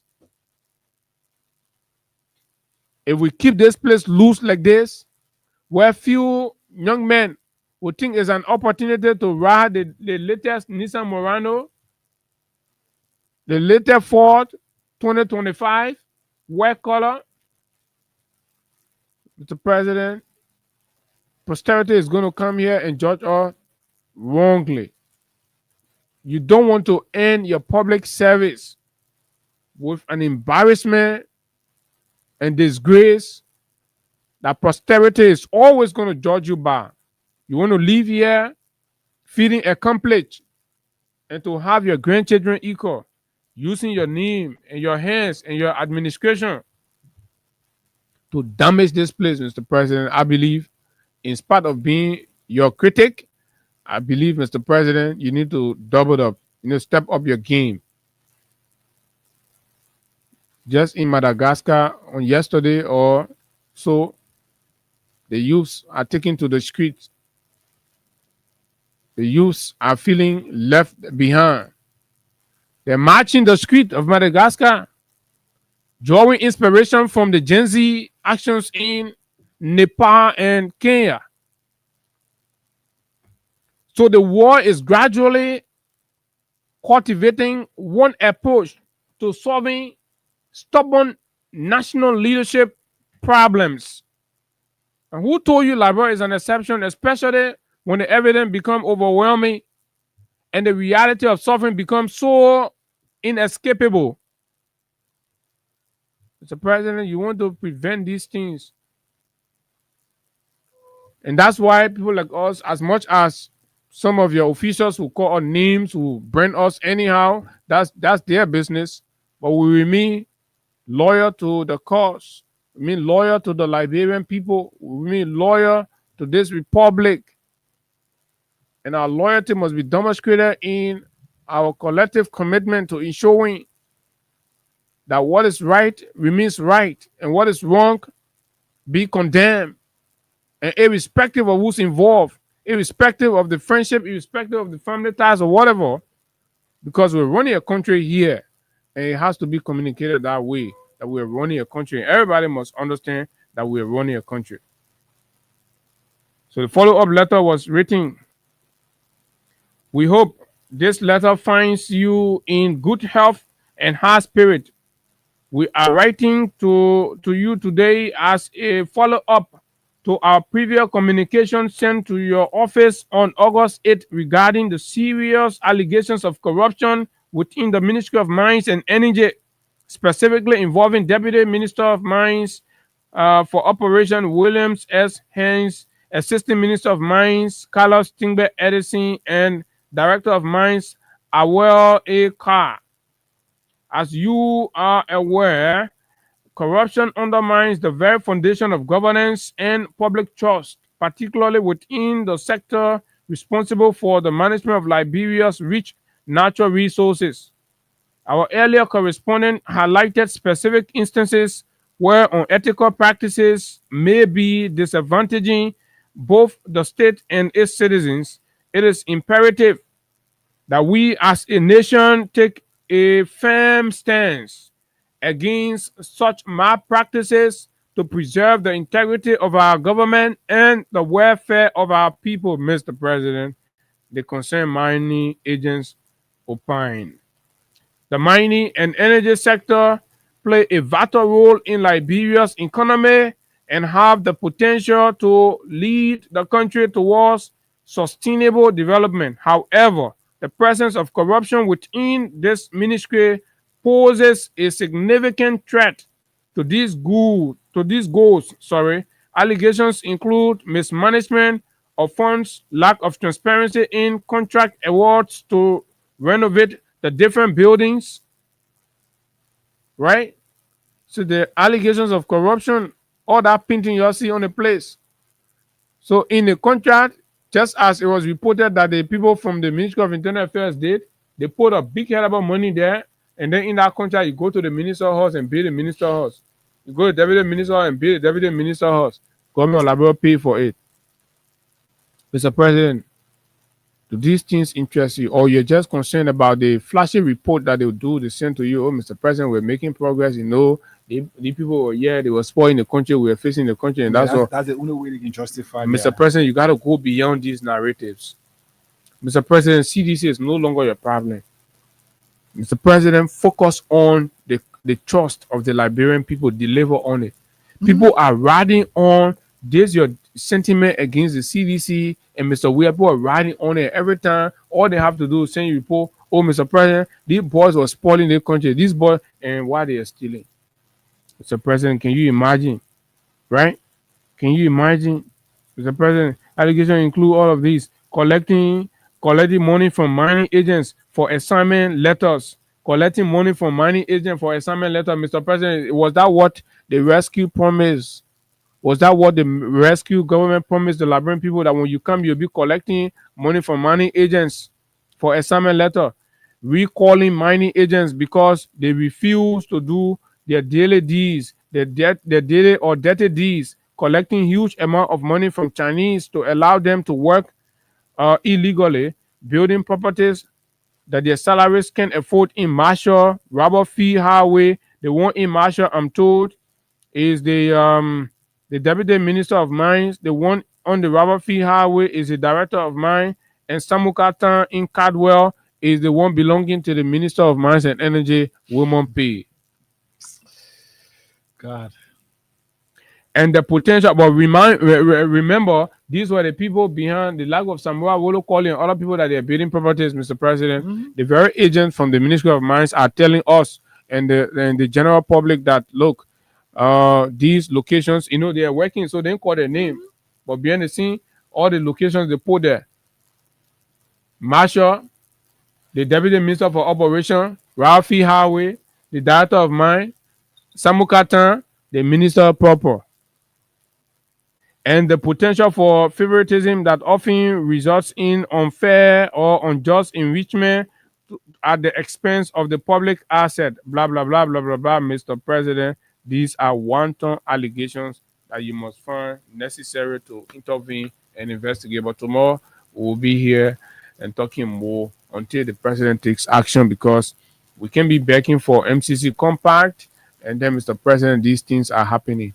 We can be asking for MCC compact, and you have the PPCC boss conniving with the vice president's office and and senators and representatives in this country and the Minister of Public Works, right? Safuni and diverting project money, diverting and Safuni contract money, and issuing unjustified no objection to projects that make no sense, and contracts are being awarded to people who have demonstrated no merit, but only because they have a relationship with the former with the vice president And of course, they used to supply him trucks that he sent to Golden Verolium, and they're doing all of these things to the country. And yet, somebody is telling us that we are in the capacity, or the government is responsible enough for MCC compact grant. Let's speak few calls on this topic. 0776 104 104 086 500 104. The numbers. Our WhatsApp line is as well active. You too can call us on WhatsApp +231 886 500 104. And if you're just joining us, the back to school promo, the draw for the back to school promo bonanza is on today. So you have to play this money and increase your chance of being a part of those who could win 100,000 Liberian dollars or 50,000 Liberian dollars right here. So *255*1# or *255*1# for just 50 Liberian dollars or 25 cents. Let's talk to somebody here. Good morning. Good morning. My name is Chester Adams, and I join you from Joseph. Let me say thanks for the show.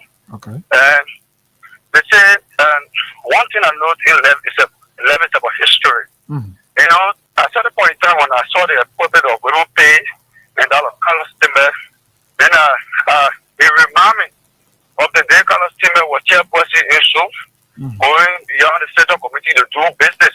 And let me tell you something today. Anywhere women pay go, we always recommend Carlos Timber. Women pay was PLP chairperson, the men's Carlos Timber, the youth chair. Because one of the visiting the people resources. Daha, Gasset, told them to remove $1 billion Carlos Timber. You today, women pay want to mention less about it. So you get similar recommendation, so at least Carlos Timber can be with him while they go around stealing money. That is a strategy. You're always using Carlos Timber as a man who can execute those bad behaviors. These guys are criminal, check their record, but we don't know how far they here appointment. But some of these guys who are in and you get real people who were suffering and beyond the rescue team. You got young people, you know, with integrity. They didn't get opportunity. Then you all who get an opportunity, you're abusing the people struggle that they work for. Sometimes I can reason with the United Party beginning I can be complaining to them. The man and Martin Cordy went behind us in two business. But at that point of time, we could not date Martin Cordy, so we thought they wanted to lift Carlos and allow Martin Cordy to flow because he was the most vulnerable. Then the reason on Costa show, Costa thought they wanted to protect Martin Cordy and go for Carlos Timber. And Carlos Timber was expect with the party for doing that. Because of criminal behavior, how did Joseph Boy come to extent where you have to make Carlos Timber and assistant basis of that's a serious matter position. Okay.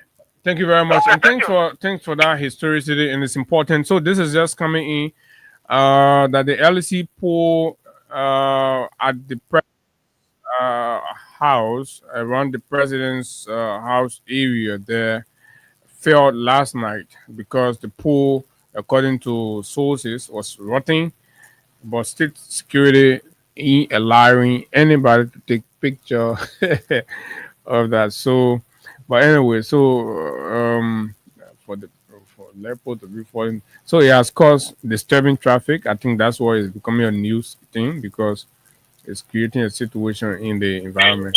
Traffic is being detailed. Hello. Hello. Good morning. Yes, this is Mandela calling for Oniboro. Go ahead. Yeah, about the analysis you gave concerning 1%, that's just the truth. That just when this man came, the people were going to him. Obviously, when he got to know 2 things that were for you, the lead of one of those, and the 2 things about me coming, the 1%, and it will be her. For the women pay issue that you're talking about, you know, I made that up at say. But Waka, he wouldn't put people in a government because he said he corrupt. This is what Cassidy miss all of them when you found out that corruption he did. I miss that man that said the late Cassidy is a business thing in my heart. Because you want to be the kind of leader that will not tolerate any form of get that he is. But Waka, does he fear? He doesn't fear. Hey, he has a part of what coming in. So he will never do anything about it. So what you're trying to say that when Cassia removed or paid from his party, he did it because of this thing? Yes, corruption. The money that was to go to report people call and I say you to be giving out Mhm. but Okay, thank you very much. Good morning. Let me take 3 more calls. Yeah, good morning. Good morning. This is Democrat and money giving this presidency to the fire to deliver, which he has refused to do so. Mhm. When you expect everything to come from the money era, when you have the president children that are involved in almost all of the business in the country. So that is just clear. Go right here and do it. And she gets to do it. So you hit the district, you'll be hearing drag on the same ball. And every Saturday, you have the agent from the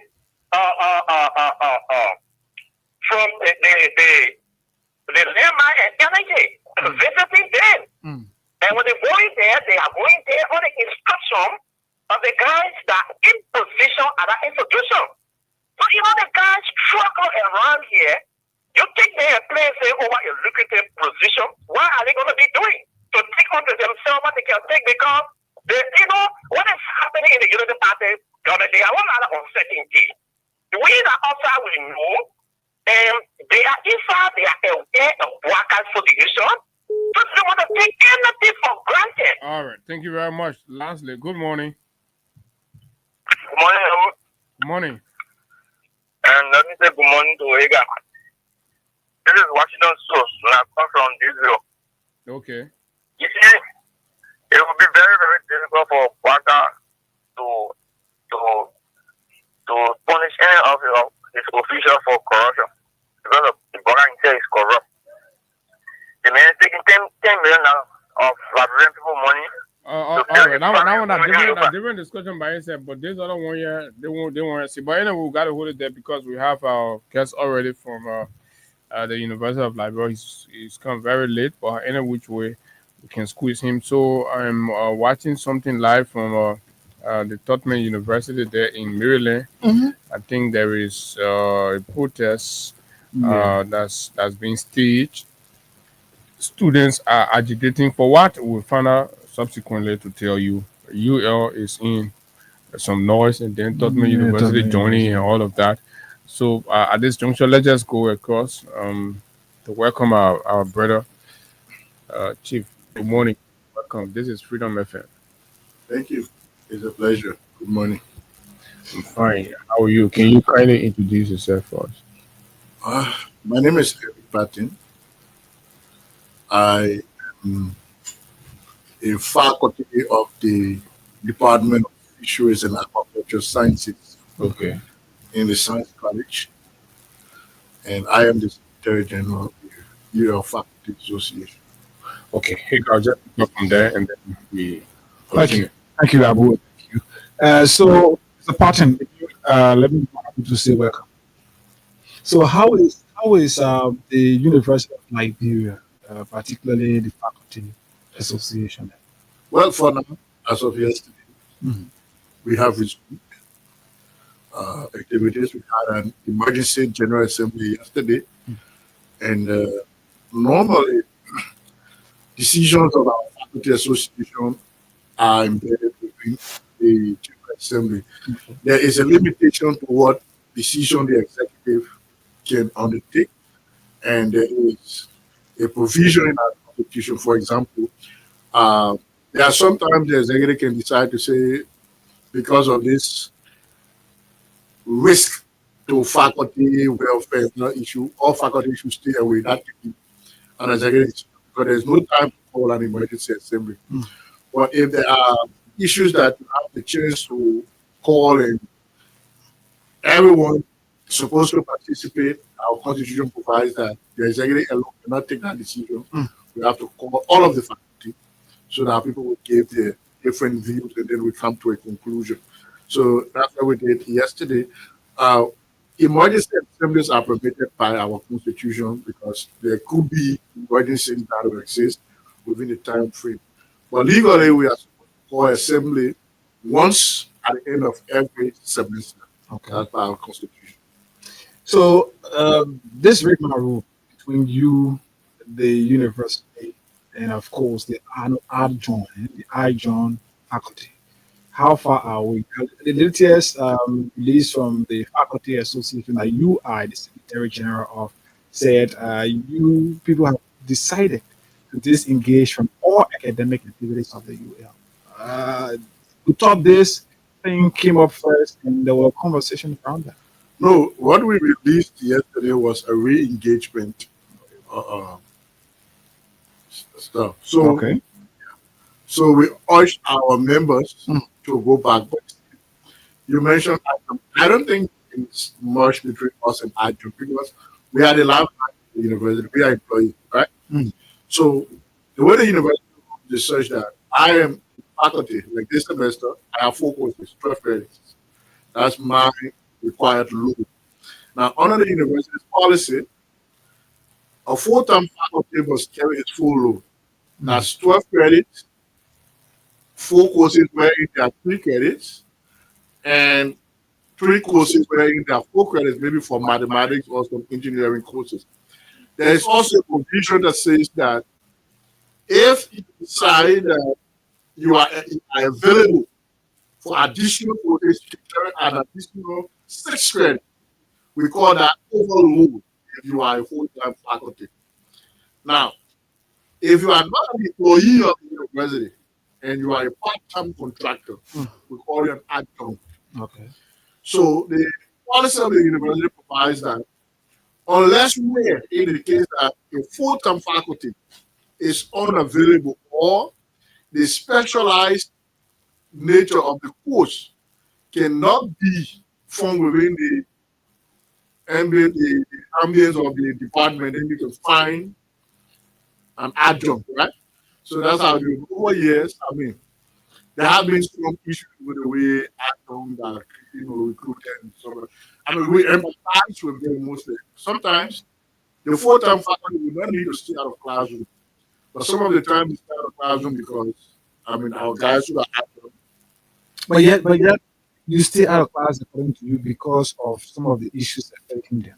But yet, in the last release on the 29th of August, they challenged that and said you have been against their interest. In fact, your release captioned their interest. So, my brother, when you deal with people, you always expect that. I mean, there will always be. The university is an intellectual terrain. So you will never expect everybody is going to agree with your opinion, which we welcome. Because if everybody agrees about that, so there has to be disagreements, right? But what people need to understand is that an adjunct, a contractor, cannot have an association where there is a legally recognized association that the institution is supposed to deal with. In our office institution, adjuncts, or we call them part-timers, are associate members. They don't pay, but we recognize their presence, and so the obligation is on the leadership of Alpha to be able to advocate for their welfare because they are our colleagues on a part-time or adjunct basis. So over the time, we have, this is not the first time a certain group have come up to say they will have a certain adjunct, or this is not the first time. We have seen it. The difference here is that unlike the last time, now people want to make it look political, and we are not a political institution. We are a professional group. We are an academic group. And all of the things we've been doing is squarely on a professional note. That's why, you see, we're not going to be running against our colleagues. And I can tell you that over 90% of the adjuncts that the very group seem to be representing distance themselves from those actions. Whether they were authorized to do it, if you go to the chat room, some of the colleagues reached out to us to show us pictures. It was a whole big confusion. But again, we are one university and we are open for the interest of our students. We are now teaching. On August 29, 2025, the University of Nigeria Faculty Association came up with this decision. The University of Nigeria Faculty Association Incorporated convened an emergency general assembly for full-time faculty on Friday, August 29, 2025 at 11 a.m. on the Capitol Hill campus of the University of Liberia. Today's assembly was predicated on the July 18, 2025 Constitutional General Assembly, which mandated the Executive Committee of the offer to present and hold discussions with the University of Liberia or union administration and other stakeholders within a period of 1 month on issues affecting the welfare of faculty. These issues include poor sanitary conditions, underscore that, poor sanitary conditions, long-standing faculty promotion, salary disparity, social security, issues affecting study leave, college, and renovation of all campuses. Most recent issues include outstanding payment for all overload and vacation school salaries. Due to these unresolved outstanding issues, the faculty voted unanimously at today's, which was on the 29th of August now, today's Emergency General Assembly to stay away from all academic activities until a negotiated collective bargaining agreement addressing all offered issues are signed by the University of Liberia, the U.S. administration, the government of Liberia, blah, blah, blah. Therefore, all faculty members are urged to disengage from any planned academic activities on all campuses of the University of Liberia. Now, you came up again with another release on the 29th, yesterday, of September. You did a release, this time calling all your members back to academic activities. How far are we with all of your issues? Let's forget about the personal issue. Your salary, the first, maybe we can talk about that. Has the salary been But the issue has not been salary. But it was mentioned. The issue has been, salary disparity. Yeah. Is different from regularity of salary. Which is a personal interest, of course. Yeah. So the first thing here is that when you go to a negotiation, we go with the mindset that we want to achieve. Everybody who goes to negotiation wants to achieve all of the demands, right? But there's another side of the table because there's another group across the table. So there will always be a push forward, a push back, a push forward, a push back. So what we did was we set up triggers, right? There were triggers because the interest of the other parties is, hey, can we be going to school while we negotiating all the other issues? Our experience in the past So which other issues are meaning they want us to go back to class while we discuss our grievances. But our experience in the past has been, no, whenever we go to class, everybody thinks that everything is okay because school is okay. So they tend to abandon our issues.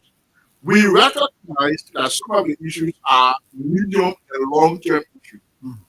But if we do not have a workable solution to address those medium and long-term issues, then it means we will not achieve those goals.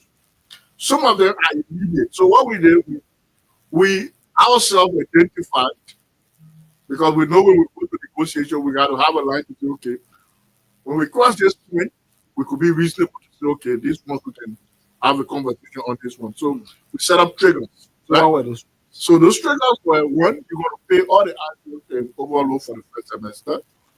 You're going to clear the vacation school 100%. You're going to, they were owing our retention because we paid dues. They withhold that due and are supposed to be made every month. So they had some months for us and they were kind of stifling our operations because our dues are being used as the bargaining chip for everything to provide loan to the police. So it was undermining that process. So we insisted that they provide all of the funding. And then the issue of our medical insurance, the medical insurance has been halted.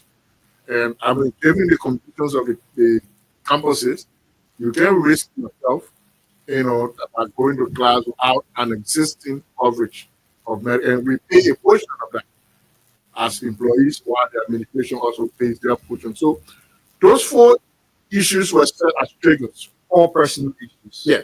No, it's not personal. But everything you've said, as part of your first release done on the 29th of August, Yeah, so you spoke about the condition why. of the University of Liberia. No, it's not personal. It's not personal. You're talking about your personal health benefit. No, I mean personal health benefit that I paid for. a COVID. That's something that is for you, not for the students. It is a person that is in the classroom. But there are students, and as part of the release, I do not speak for students. As part of I speak for faculty. Chief, Mr. Parton, you did a release on August 29, which I just read. Okay, you speak for faculty. Good. But as part of the first release you did, though you speak for faculty, you identify or recognize that the campuses of the University of Liberia are all in deplorable conditions. So we now, to your triggers that were set for as preconditions under which you could go back to classes. The University of Liberia, the sanitary condition wasn't mentioned in what you just listed. Then you are making errors. But you listed them. No, listen to me. Then you are making errors. So I am listing triggers. You have not even asked how are you going to discuss and resolve the other issues. You concluded your listing of triggers. Listen, I gave you triggers, right? Triggers. And those are triggers that the UL themselves committed to. Besides that, in the very news, when the UL announced the government of Liberia support, they said the government of Liberia provided funding for immediate renovation of the bathroom. Now, let me tell you, there are a lot of things people do not understand, right? In 2022, between 2022 and 2023, on the Capitol Hill campus, because this issue of renovation and campus issue is not a new issue. The past government did some work, connected pipes, renovated some of those bathrooms, the existing bathrooms that were there, and showed that they did a whole in the park to supply water to the bathroom, right?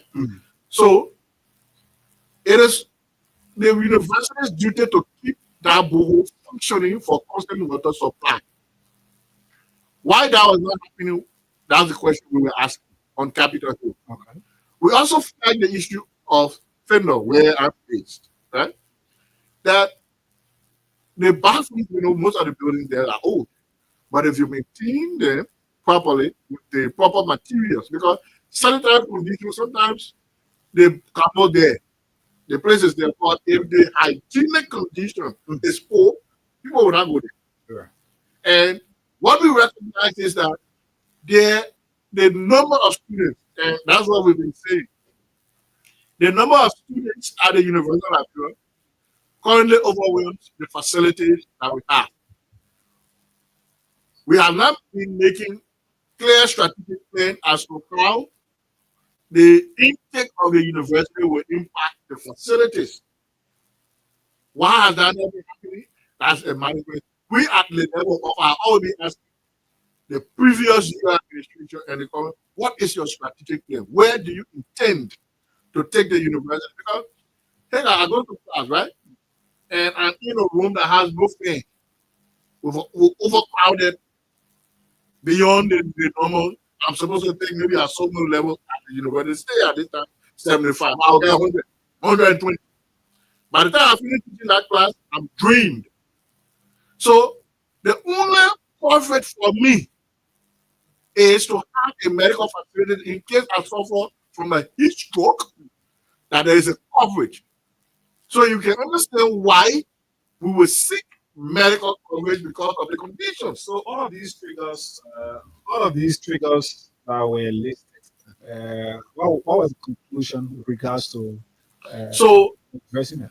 So the triggers were there that before we even consider moving forward on negotiation and how we do the other things, we need to handle these triggers. Now, what are the other issues? NASCOP, right? The history of this NASCOP issue is that since from 2012 to 2021, there is an employee component and an employer component. Employees were contributing, but the UL was not remitting to NASCOP. What they did with that money, that's another story. They also did not pay their component as the employer. So that accumulated to a staggering amount of 8.5 million US dollars. So we in 2021 had a protest and the government recognized NASCOP as one of the issues, right? So they decided that there will be an agreement between NASCOP, UL, and the government of Liberia. They did a tripartite agreement. Under that tripartite agreement, Ministry of Finance will no longer give our social security money to UL. They will directly pay to NASCO. In that process, as an employee component now, the UL authority now will supply the payroll, the soft copy of the payroll, so that NASCO can be able to update. Because it's almost like an account. You are depositing in that account for retirement. So every month, they're supposed to update your account until you retire, right?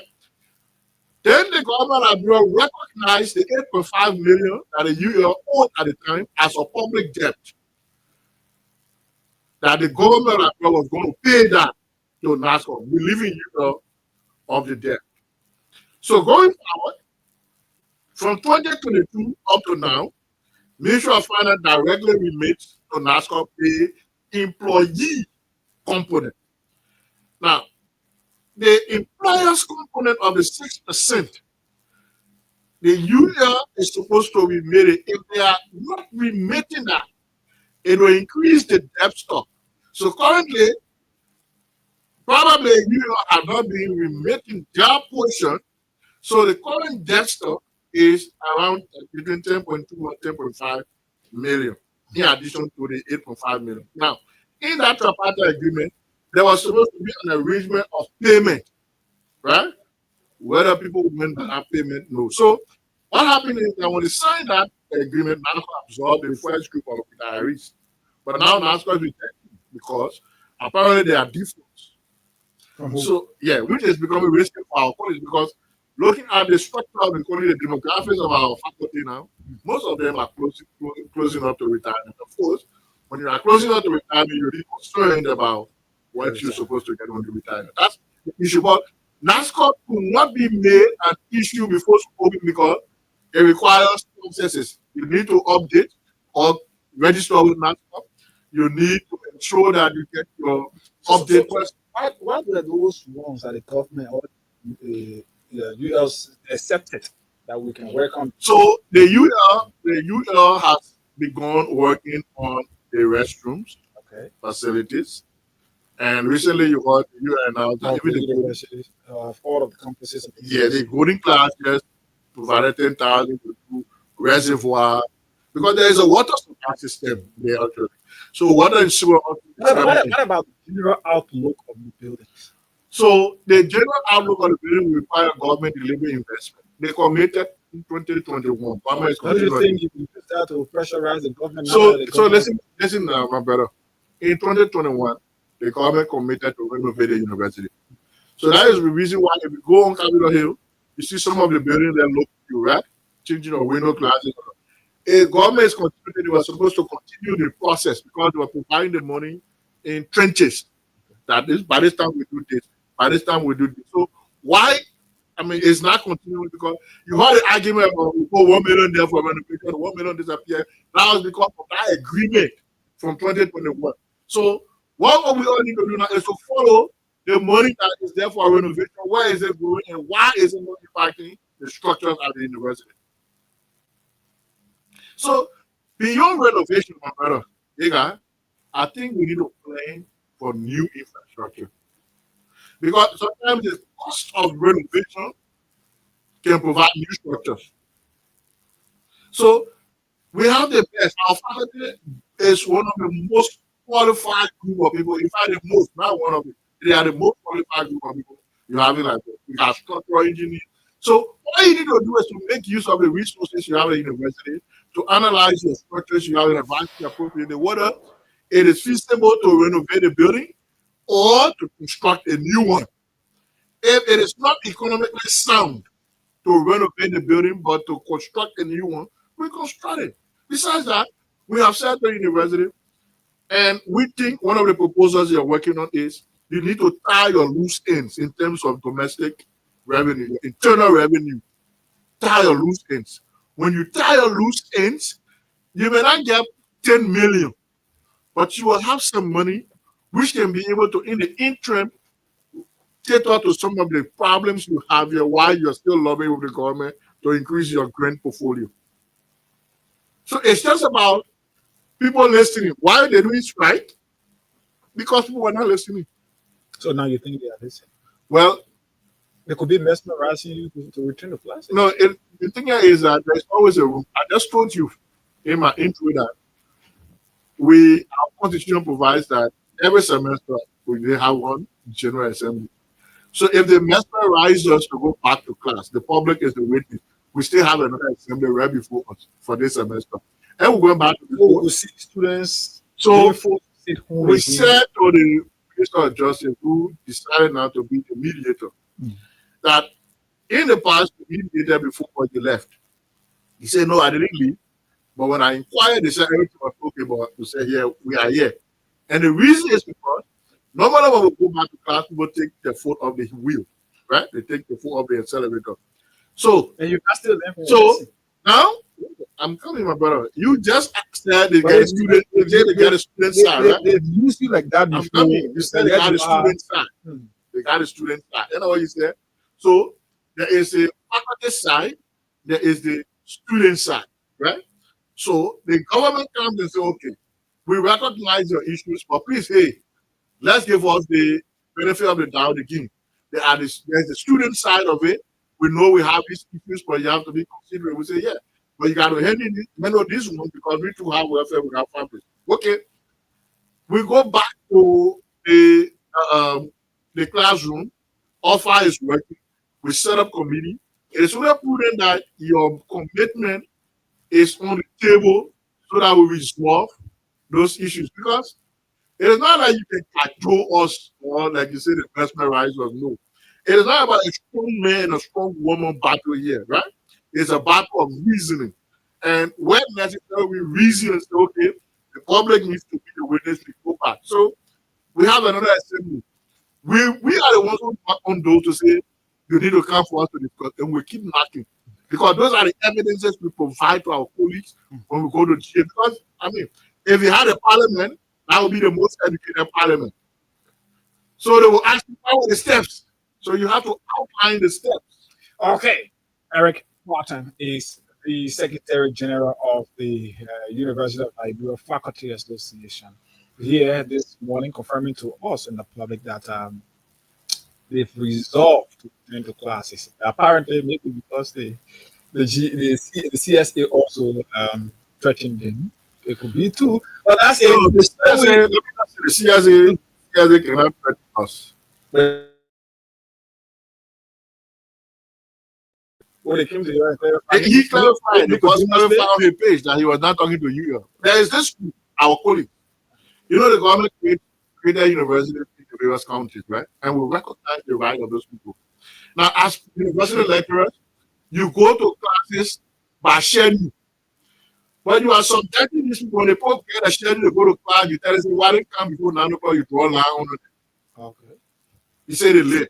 It's happening at the universities in Lofa, in Limba, in Wong. I mean, those are issues. And these guys' issues, they've been there since last year.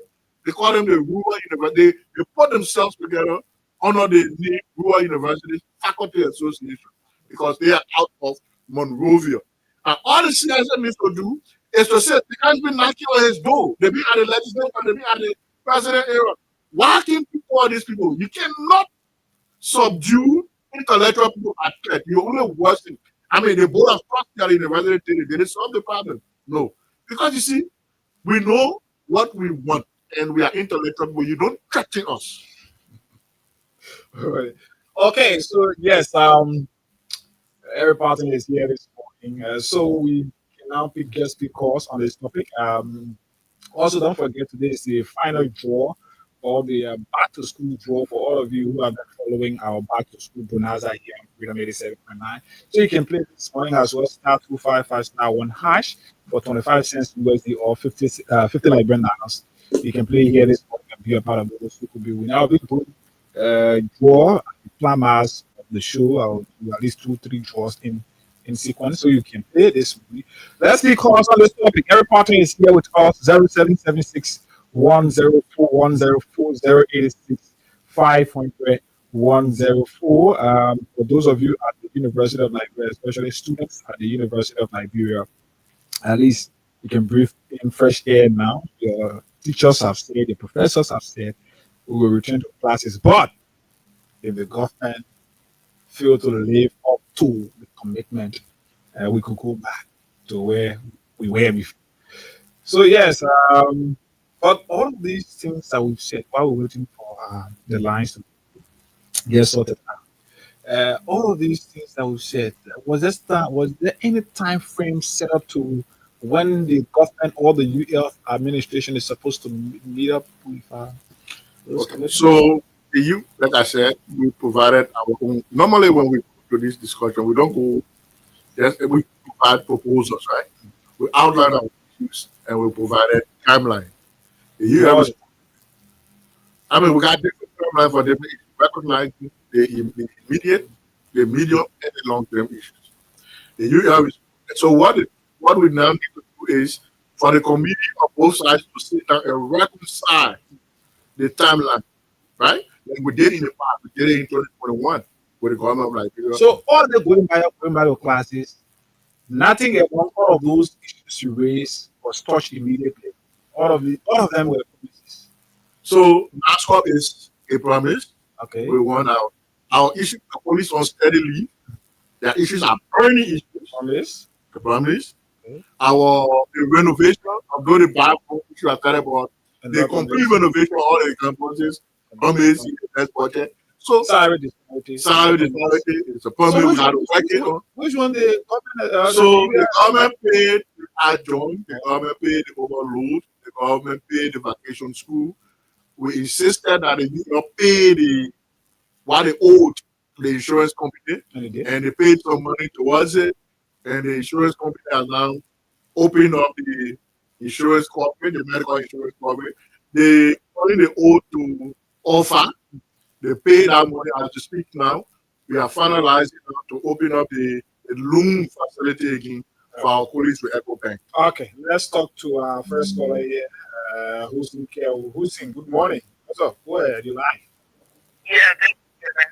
And I want to say a pleasant good morning to your guests. My name is Hussein Kel. I'm not really sure. And the university is key to my heart. This is why I thought to learn this way. You always follow all the conversations we have here. Yeah, but this one is key to my heart. And following. You know, nobody should do another thing was in and following the show. I'm not going to have compared to this. So, moving forward, so let me appreciate for, this unique conversation. So I have a constraint. There is this action on taken by the university that we buy all student politics. I think with that it is from the administration angle you can get that clarity. Yeah, I guess. Anyway. I thought the idea so that they can give us some information. How that is what you have. Okay, so maybe Mr. Parker will speak to that. Okay. All right. Okay, thank you. 07610410408650010 plus 23186500104. The WhatsApp line. You can call us here as well to be a part of the conversation here this morning. So just this talk about the banning of political activities on your campus. Well, I think that is an administrative decision. I mean, I graduated, I was a student leader at the University of Nigeria. And I would always say that there is always in their leadership, through their leadership, to be able to aid and provide the administration information on what affects them. The administration recognizes that, I'm sure.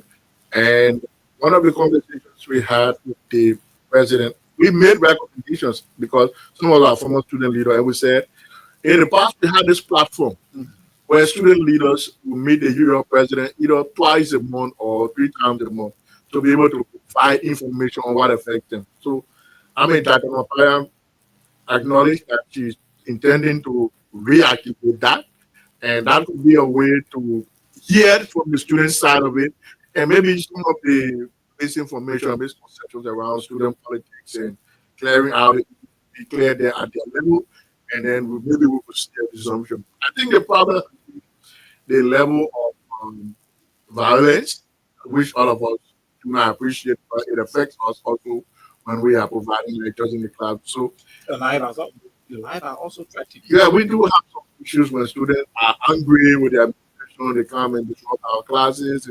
I mean, some of our colleagues complain of being assaulted. So there are issues. I think what we try to do is we should work on being able to remove the violence and reintroduce dialogue. And if we reintroduce dialogue, everyone has the opportunity to air the grievances from workable mechanisms, because it is even a Liberian problem. We talk, right? But one of the things we have not been able to do is to say, okay, the other talk that we have been talking, these are the 1, 2, 3 steps that we take to make sure that we don't come here every day to talk anything, so that we can talk different things. If one thing keep occupying our agenda, we don't have time to talk the other thing. So until you have practical steps that we can say, that's how we solve this one, and we start implementing, and people be committed to it. You know, that's how Time is fast spent. Just finally take it off here. Yeah, so 20 minutes. Yeah, the traffic. I mean, growing traffic. We got caught up with the traffic this morning. But I want to say to the students, our colleagues are receiving messages, our colleagues are on campus. I mean, we know some of the students still have issues with registration, but it is an opportunity now to clear out all of the issues you have with your department, with the university e-portal system, and I'm sure the university will reorganize the calendar to be able to affect both the student and faculty positively, so that we can have a successful semester. Offer is committed to teach, but we are also committed to remaining in the room to discuss and find solutions on those issues that will undermine semesters ahead. Okay. Thank you so kindly for accepting our invite. Let's hope to have all of these conversations. I'm always good. Okay, Eric Patton is the Secretary General of the University of Liberia Faculty Association. You listen to him right here this morning. The University of Liberia is expected to resume classes, and of course, faculty members have accepted as well to join the administration to resume classes. That is after they were mesmerized, and also at least something. Well, imagine, but it's okay. At least we can go back to the UL now. You guys can go there, learn something, and thanks for always making sure that at least our students can have something to take. Thank home. you. In as much as they can take 15 years, but they graduate from. You will graduate. Don't worry. You say I was speaking for personal purpose, but I said you was speaking for your.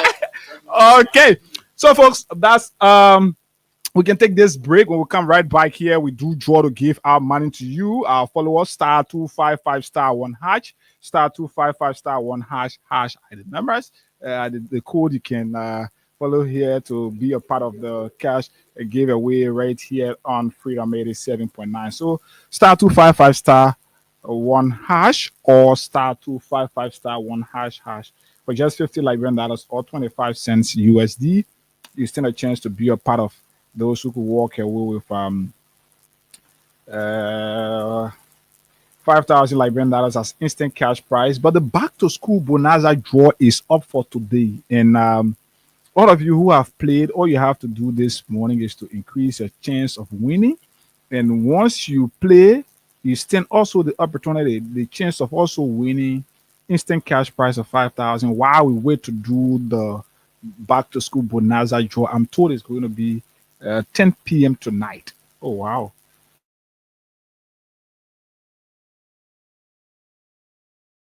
So let's give out money to some of you now. I'm just going to call one person each. From each draw that I will just call out one person each, and that's how it is right here. So *255*1#, *255*1#. Today is the birthday of Daxiu George Dankwa.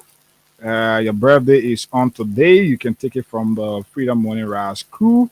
Yeah, that's you, George Dankwa, who is celebrating his birthday on today. Happy birthday to you, bro. Long time, yeah.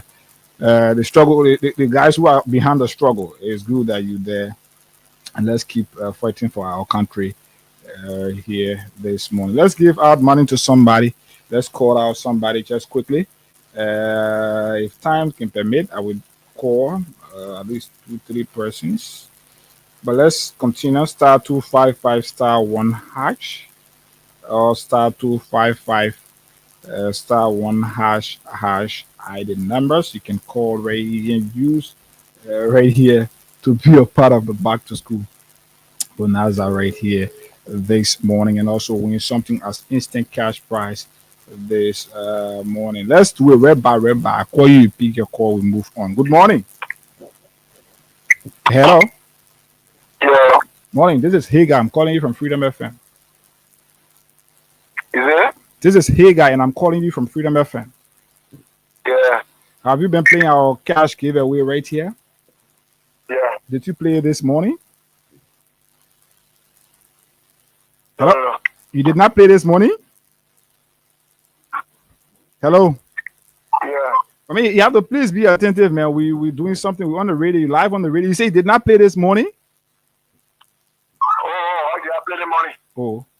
So what are you thinking on now?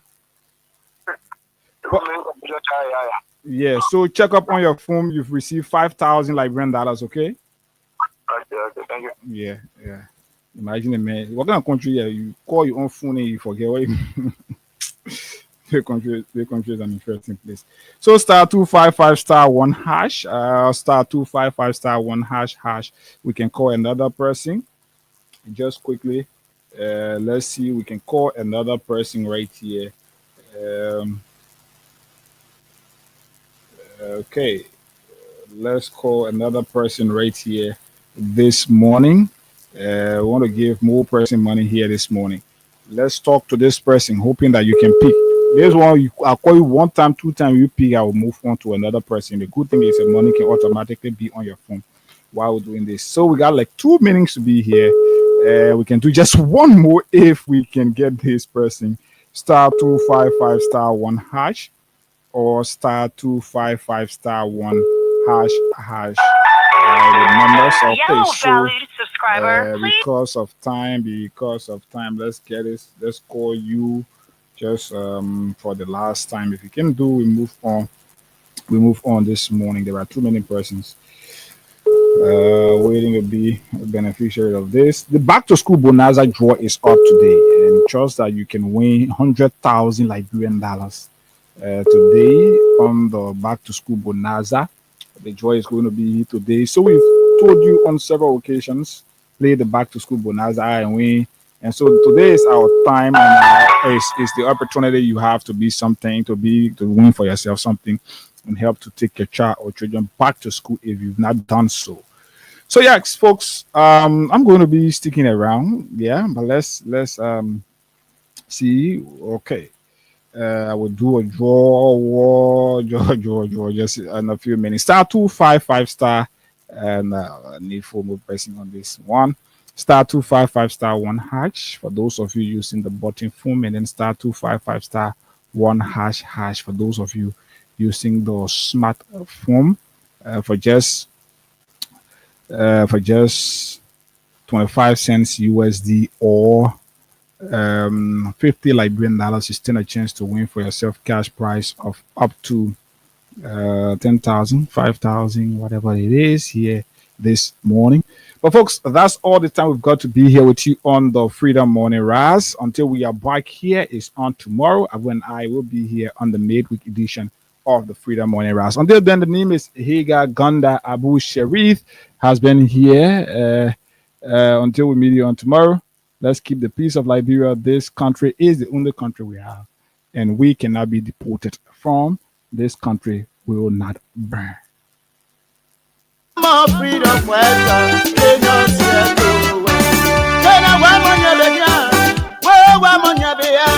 One more freedom, welcome.